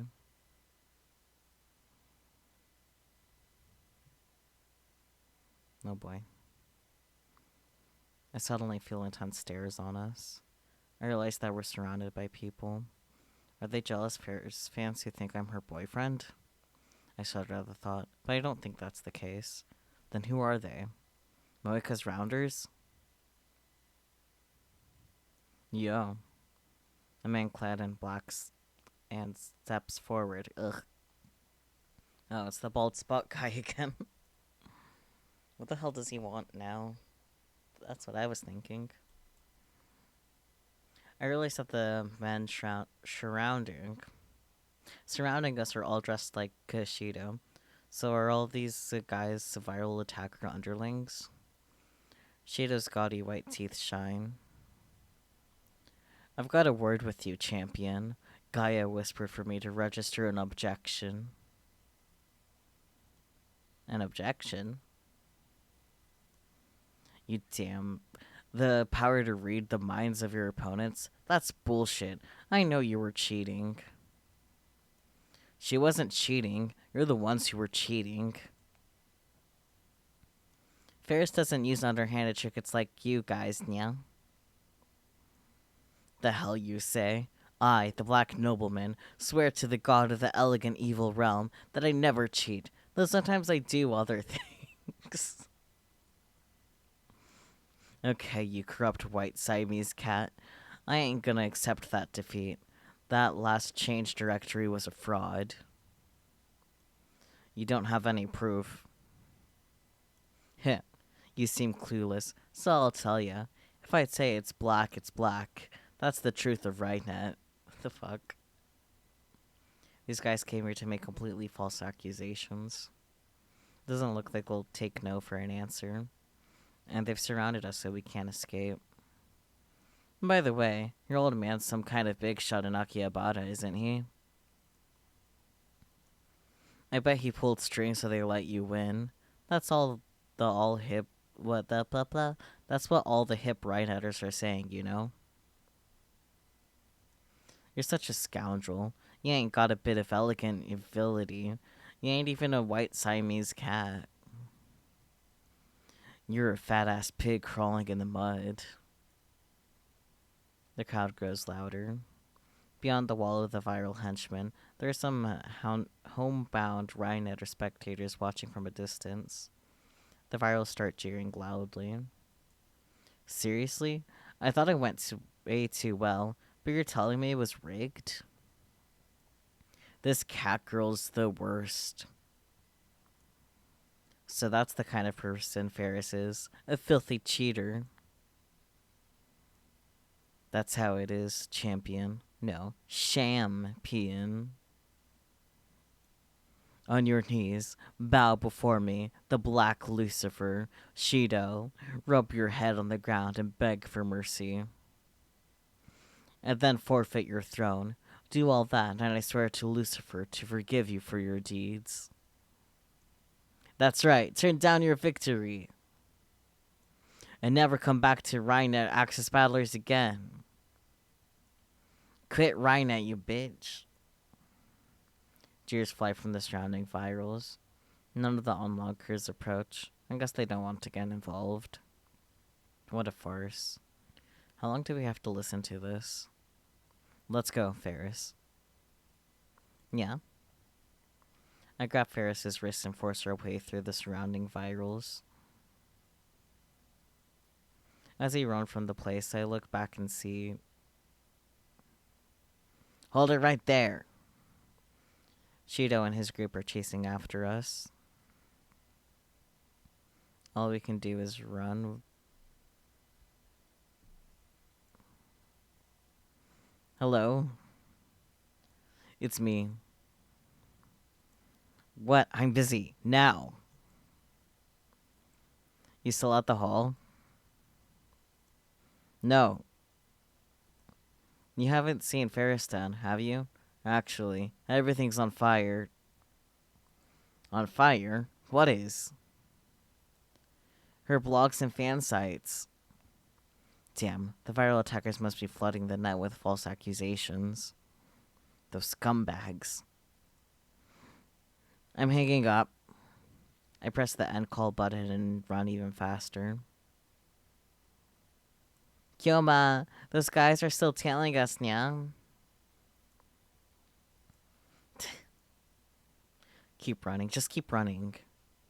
Oh my. Oh my, oh my. Hello. Thank you for the raid, Identity Crisis. Let me go ahead and give you a shout out.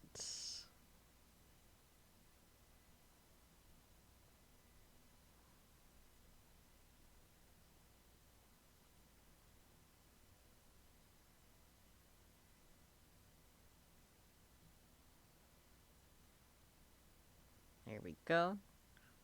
You guys were playing Rain World. I haven't heard of that before. How is that? Hi, how goes game? It has taken a sudden intense turn, as is per normal with Steins Gate. But pretty good. Just the usual for it. How was your stream? I hope you had a good stream. For everyone that has come with Identity Crisis, my name is Saku or even Q. I am a variety streamer. I play mostly anime related games, such as what we're currently playing, Steins Gate.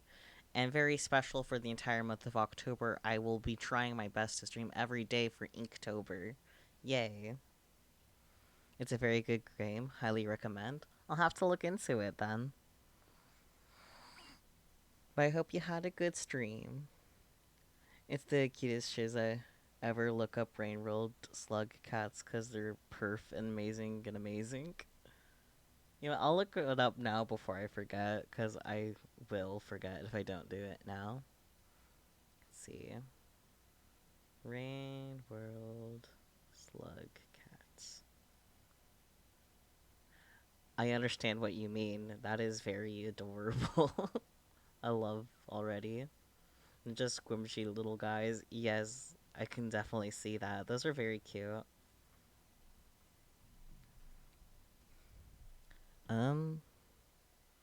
Oh heck, every day you're too powerful. I mean, it's just gonna be me drawing for at least an hour for the Inktober prompts, and then maybe doing something else, at least for non-regular stream days. So this will be pretty much the same load, more or less. It shouldn't be too bad. Okay. Their poor footsteps are going on forever, endlessly. While gasping for oxygen, I pull Ferris by the hand and run faster. We zigzag through the streets of Akiba until we loop back to UPX.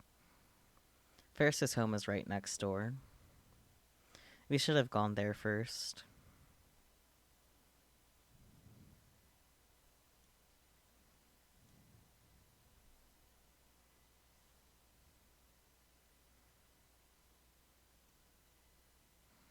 My lungs are on fire. My legs are aching. Kyoma, look, Nya. What? Ferris tugs at my sleeve, stopping me. Look at where she's pointing, and there in I see. I can't read. Jesus. Several unsavory-looking young men clad in black leather loitering near the apartment building's entrance. Damn, they got here first. We can't get in like this, Nya. Let's get out of here. We tried to cut through Yodobashi and head to Showadori, but get caught en route. I forgot she spoke in Nya. Yes. Nya Nyayan. There they are. Text the location. Damn, how many of them are there? Hello, nerd. Well, hello to you too, Adam. How's it going?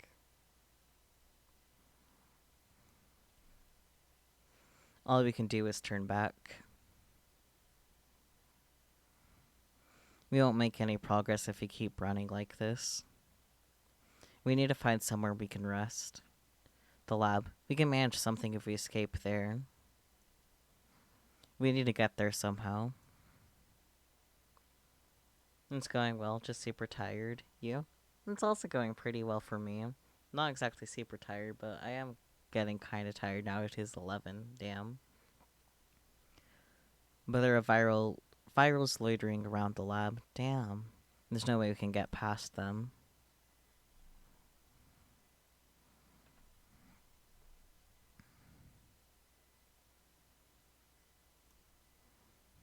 We end up seeking refuge in the ramen shop behind the lab.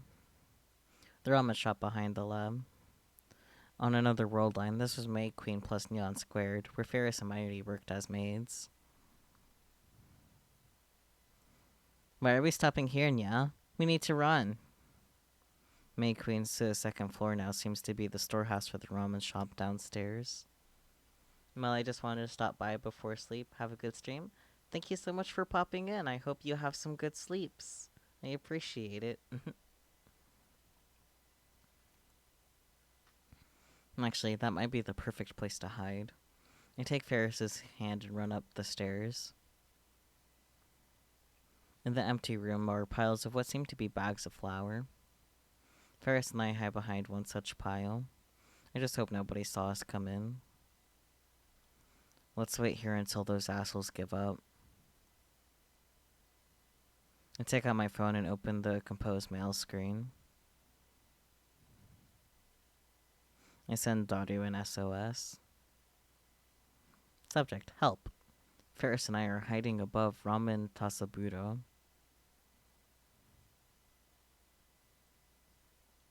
It's mostly empty with some sacks of wheat flour. Nothing that looks useful as a weapon, and nothing big enough to hide behind. The viral attackers are chasing us, and I don't think they can be reasoned with.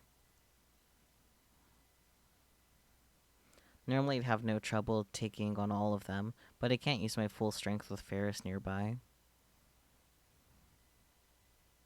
Call us a taxi, pronto. I send the email. Ew. It's hot as hell in here. The running has made me thirsty. If this were May Queen, we'd have air conditioning, and I could get something to drink. Yeah? Oh, nothing. I just said the first thing that came to mind, but Ferris looks at me strangely. How do you know the name of a maid cafe that was supposed to open here, Nya? Yeah? Oh, I know. We opened up the homepage for a little bit to post maid recruiting information, yeah? Did you see it? It was supposed to open? Ferris organized the cafe's plans and passed it through the conference. It was almost a done deal, Nyan. But at the last moment, Papa put his paw down, and the plan died, Nya. Papa's such a blockhead, Nya. If he left the store to me, it would have been the best maid cafe in all Japan, with, costumes and fantastic maids, yeah? What is that even supposed to mean? Fucking organized, yes. It would have even pulled customers to Akiba from all the way over in Ueno and Ikebukuro. It's such a waste, yeah? The Akihabara I know catered to fans of games, anime, and more moe culture. I can't. The current Akihabara is still the electric town of old. This used to be the Maid Cafe, Maid Queen plus Neon Squared, but now it's a ramen shop. And if I remember correctly, Ferris wasn't this attached to Ryan and Axis battlers on the previous world line. Ferris? No. Akiharu Miho. Hanya? You're the Akiha daughter and heir, so you go to the Akihabara City Development Conferences too, right? Yeah? I don't attend, yeah. You don't? But didn't you say that? Did she say that before the world line changed? Papa's the one who goes to the conferences, yeah? Why would Ferris have to go, yeah?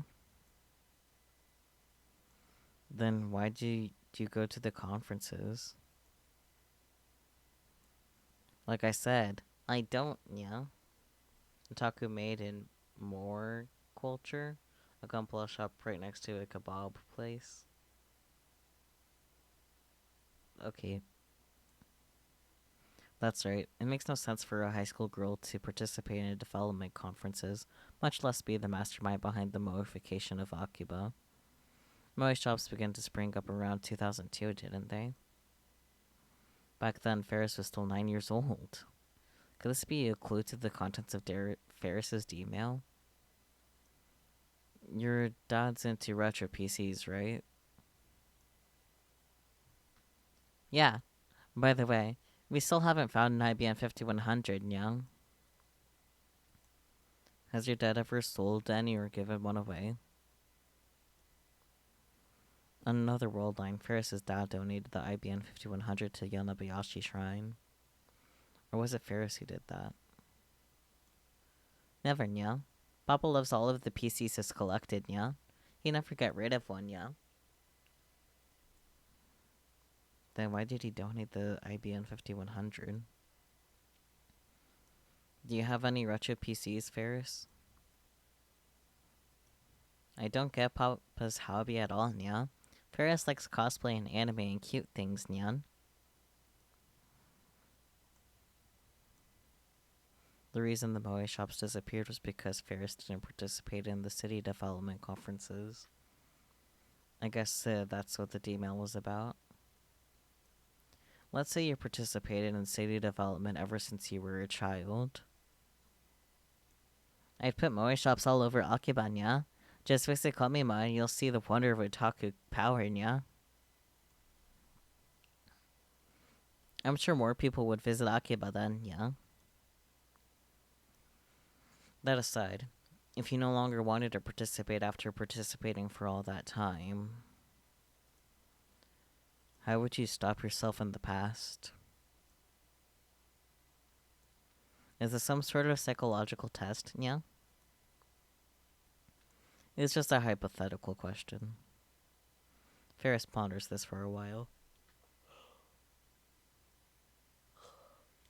A dramatic way would be perfect. What? Like you see on TV, yeah? Ferris is weak to drama, yeah? I probably got that from Papa, Nyan. Really?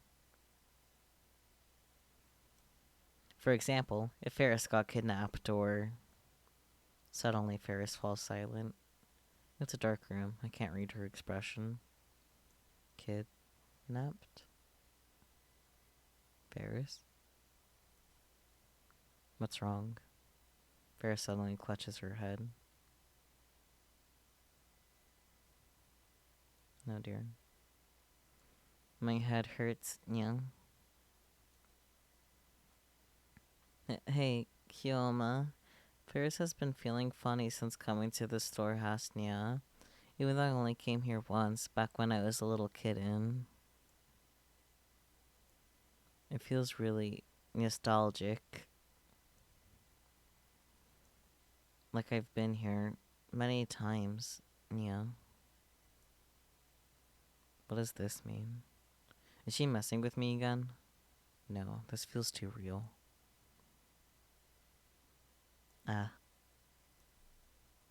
Hello. Her face lights up, and then she grabs my arm.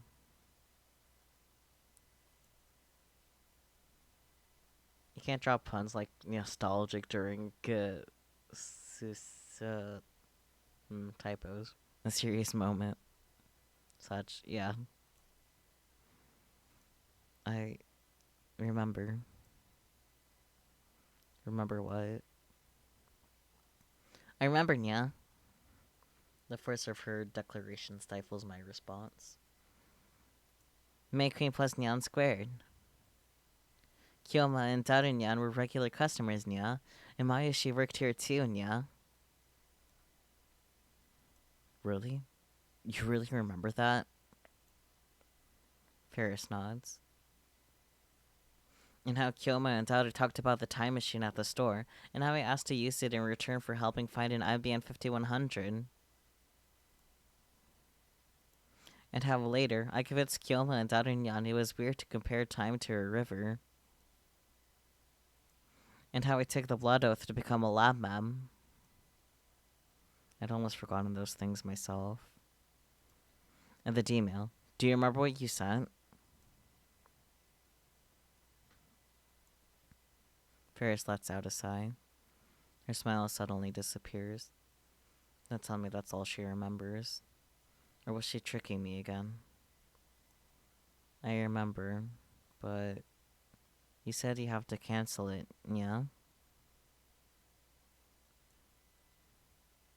Yes. I need to undo the changes made to the past by your D-mail. You can't, yeah? Ferris shakes her head violently and presses her body against me again. We're alone in this dim storehouse. I can feel her hot breath against my cheek. There's no one here to see us. We're safe. I feel myself getting excited by her proximity. No, I need to keep my cool. Please.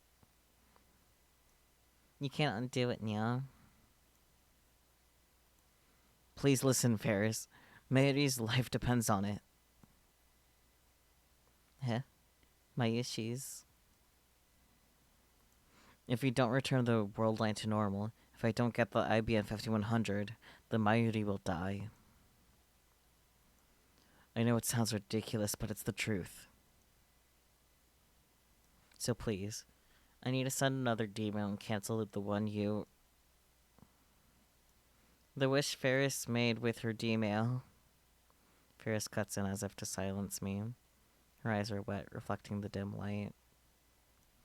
The wish Ferris made was to save Papa, who died 10 years ago, Nya.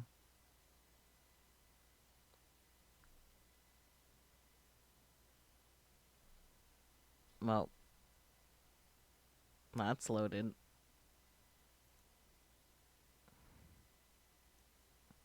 What?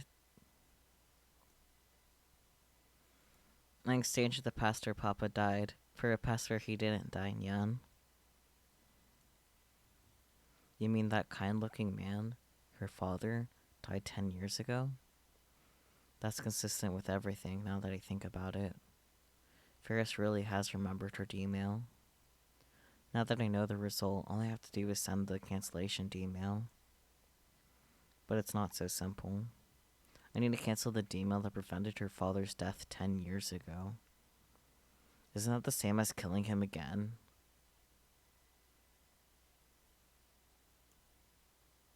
I hear the door open and quickly cover Ferris's mouth with my hand. Is Ferris really hiding in here? Someone saw two people who looked like them go inside. Crap. Someone saw us? We need to do something. If they call their friends, we're done for.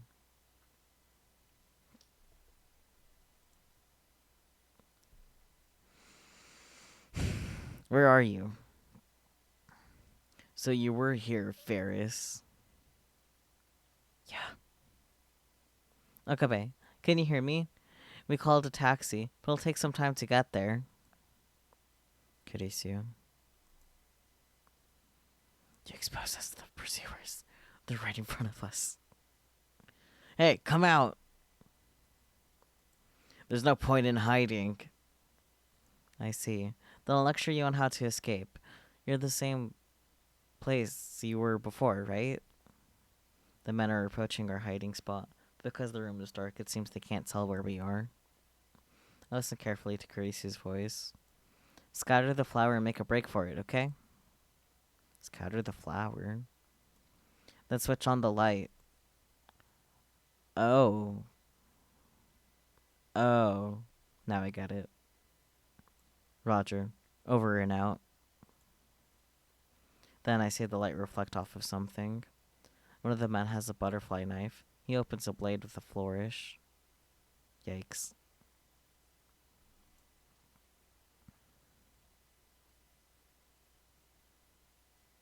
I quickly rip open a nearby wheat flour sack and toss its contents into the air.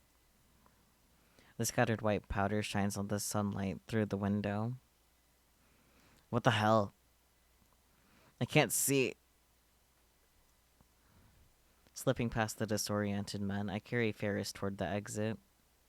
Right next to the exit, I see the light switch. I push Ferris out first, then flip the switch right before shutting the door. Right as we get out.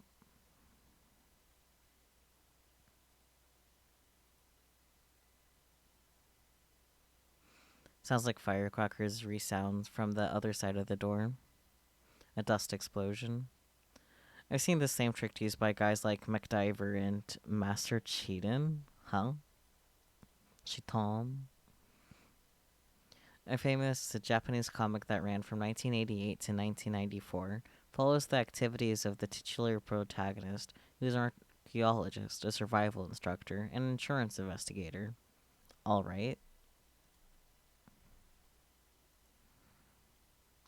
That should distract them long enough for us to escape.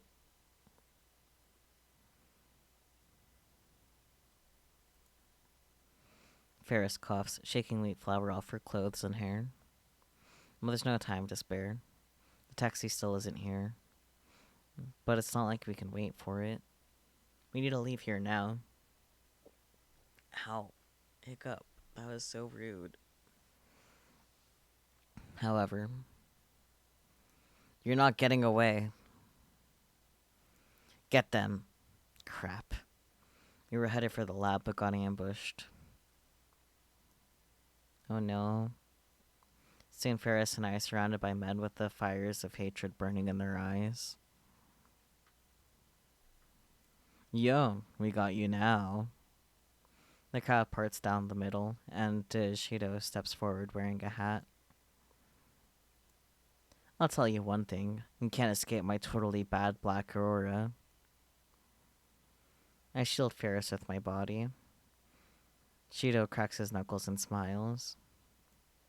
I always fight the system, and once again, my elegant evil story ends in perfect victory.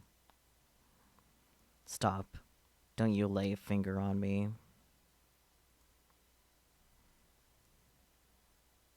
The only thing I can do to stop faltering is to go into Hyoing Kyoma mode. If you take another step, the power in my right arm will break free. Always at the front line of the scene stands one man. That one man is the peacock flapping its black wings. Ah, calm down, right arm of mine. No, the seal is coming undone. Run away, all of you. Your lives are in jeopardy. I'll elegantly floor you with my crazy dance. The one chosen by the jet black wings is none other than I. No, my right hand. My right hand. Please, stop. I don't want to kill anymore. Hey, what the hell is he doing? These are grown men. Something strikes the top of my head. One of the virals threw a can at me. Don't let him trick you. He's just a textbook Chunibyo case. One of them is balding. Oh yeah, huh, damn. Yeah, like you guys can talk. Whatever, just kick his ass. Very well. Then prepare yourselves. Releasing restrictions. Before I can finish, Shido kicks me in the solar plexus. Kyoma! He grabs the top of my head and knees me repeatedly. Finally, he lets go of my hair. I start coughing as soon as I hit the ground.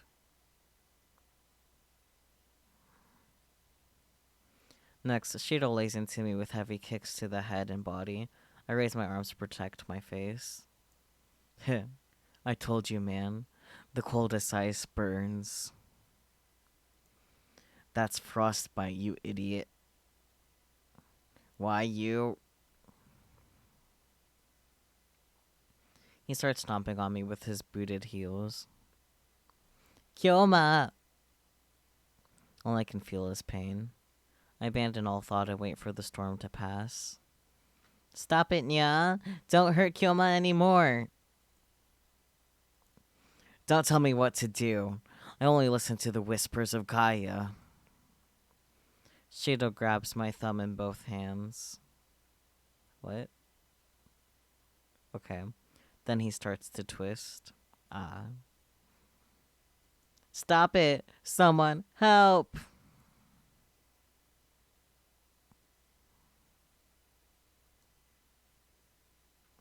I hear a sound. A car's exhaust. The honking of a horn. A limousine barrels into the alleyway at terrific speed. Everyone screams and scatters to avoid it. The smell of burnt rubber. Tire tracks on the asphalt. The limousine stops right in front of my fallen body. Damn. Okay.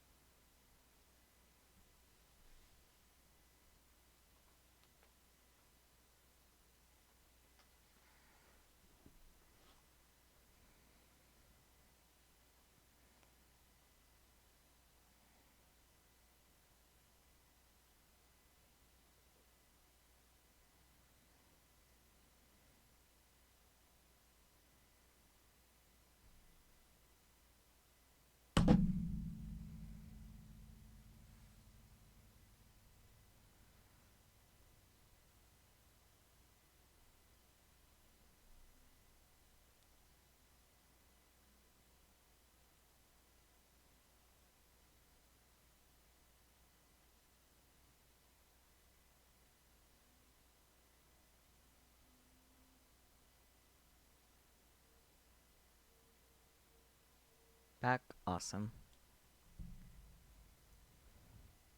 The back door opens.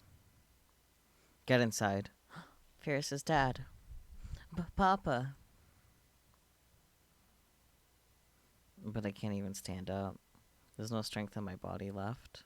My vision's blurry too. Slender arms wrap around my body, pulling me toward the car. The soft scent of citrus tickles my nose. Hey, get there, Nya. I let her help me into the limousine. Wait, you're not getting away. The door shuts. Uh, cutting off his shouting. The car speeds off like a bullet.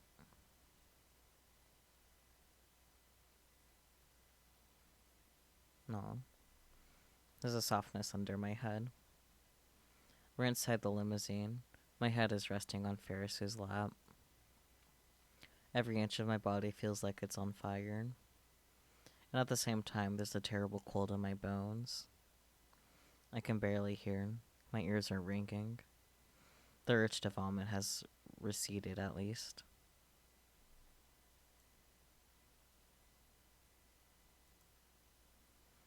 They really messed me up. According to Ferris's dad, he was racing to UPX to congratulate Ferris when he saw us. Unfortunate coincidence, indeed. Is this also the choice of Steins gates? I really need to thank you, Okabe-kun. Thank you for protecting my daughter. Protecting? I'm no hero. If I had the strength, I would prostrate myself right now before this man. I wasn't able to do anything against those guys. I was pathetic. Absolutely not. You saved my daughter's life. He shakes my hand firmly in gratitude. Oh, Papa. I thought I told you not to push yourself since you've got important work to do. You should listen to me, Nya. Ferris looks happy as she says that. However, I recall what Ferris told me in the ramen shop. The wish Ferris made was to save Papa, who died 10 years ago, yeah? If that's true, then to return to the original world line, I have to erase her father, to kill him, essentially. I always keep my promises to you, Rumiho. I made that decision long ago. Papa, thank you, Nya. The limousine soon reaches Ferris's home.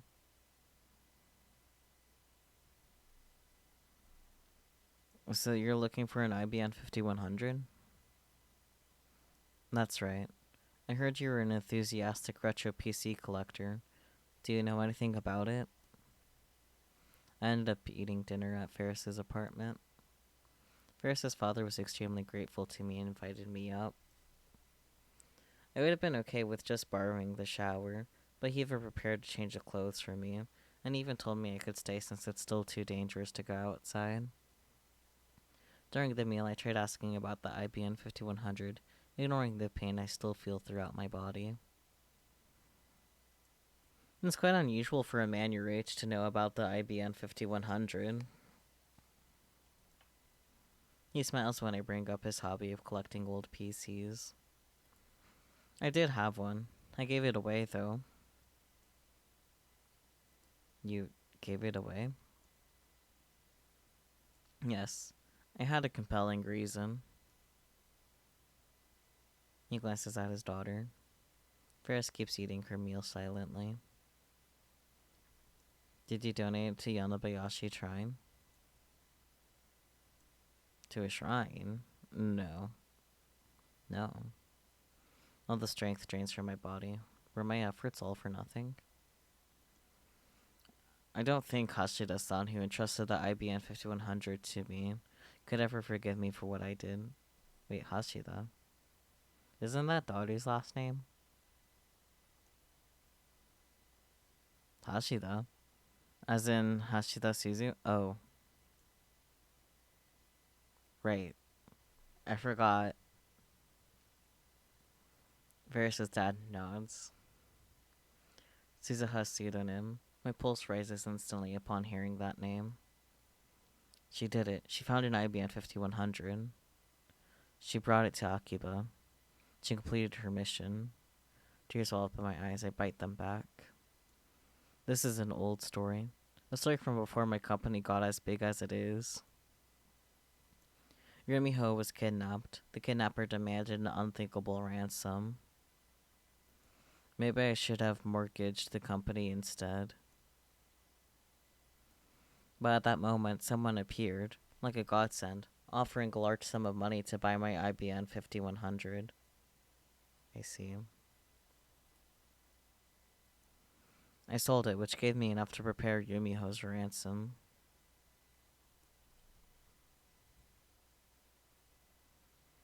Let's not talk about that, Nya. For some reason, Ferris's face turns red with embarrassment. If I had to say, her dad seems really happy to tell this story. Not something you expect from a kidnapping story.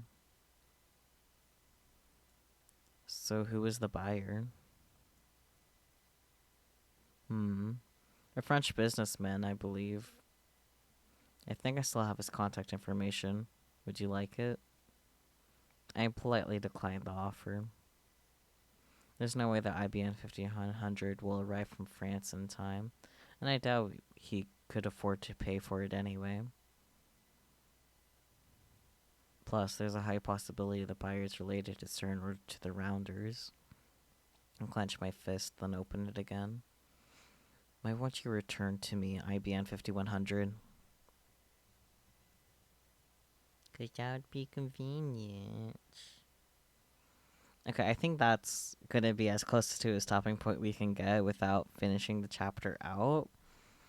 So I'm going to go ahead and save here, and we'll call it ends. Yeah, yeah. Kind of surprised it took that long. But also not because it is Steins Gate. Where is? Okay, there we go. But yeah, thank you guys so much for joining me with some Steins Gates, followed by from some little arty arts for our first Inktober prompt. Um, let's see.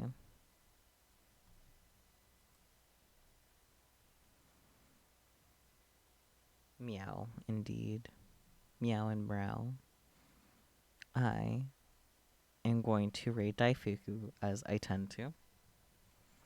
He is doing some more Gunplas.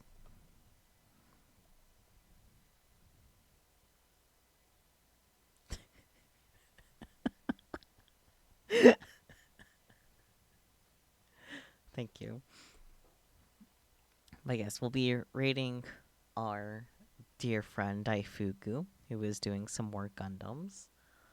Um, thank you all so much for joining me. I appreciate it. And we'll be back tomorrow with our next Inktober prompt and whatever won the Discord poll. I think it was Kalpa. Yeah. Alrighty. Bye bye.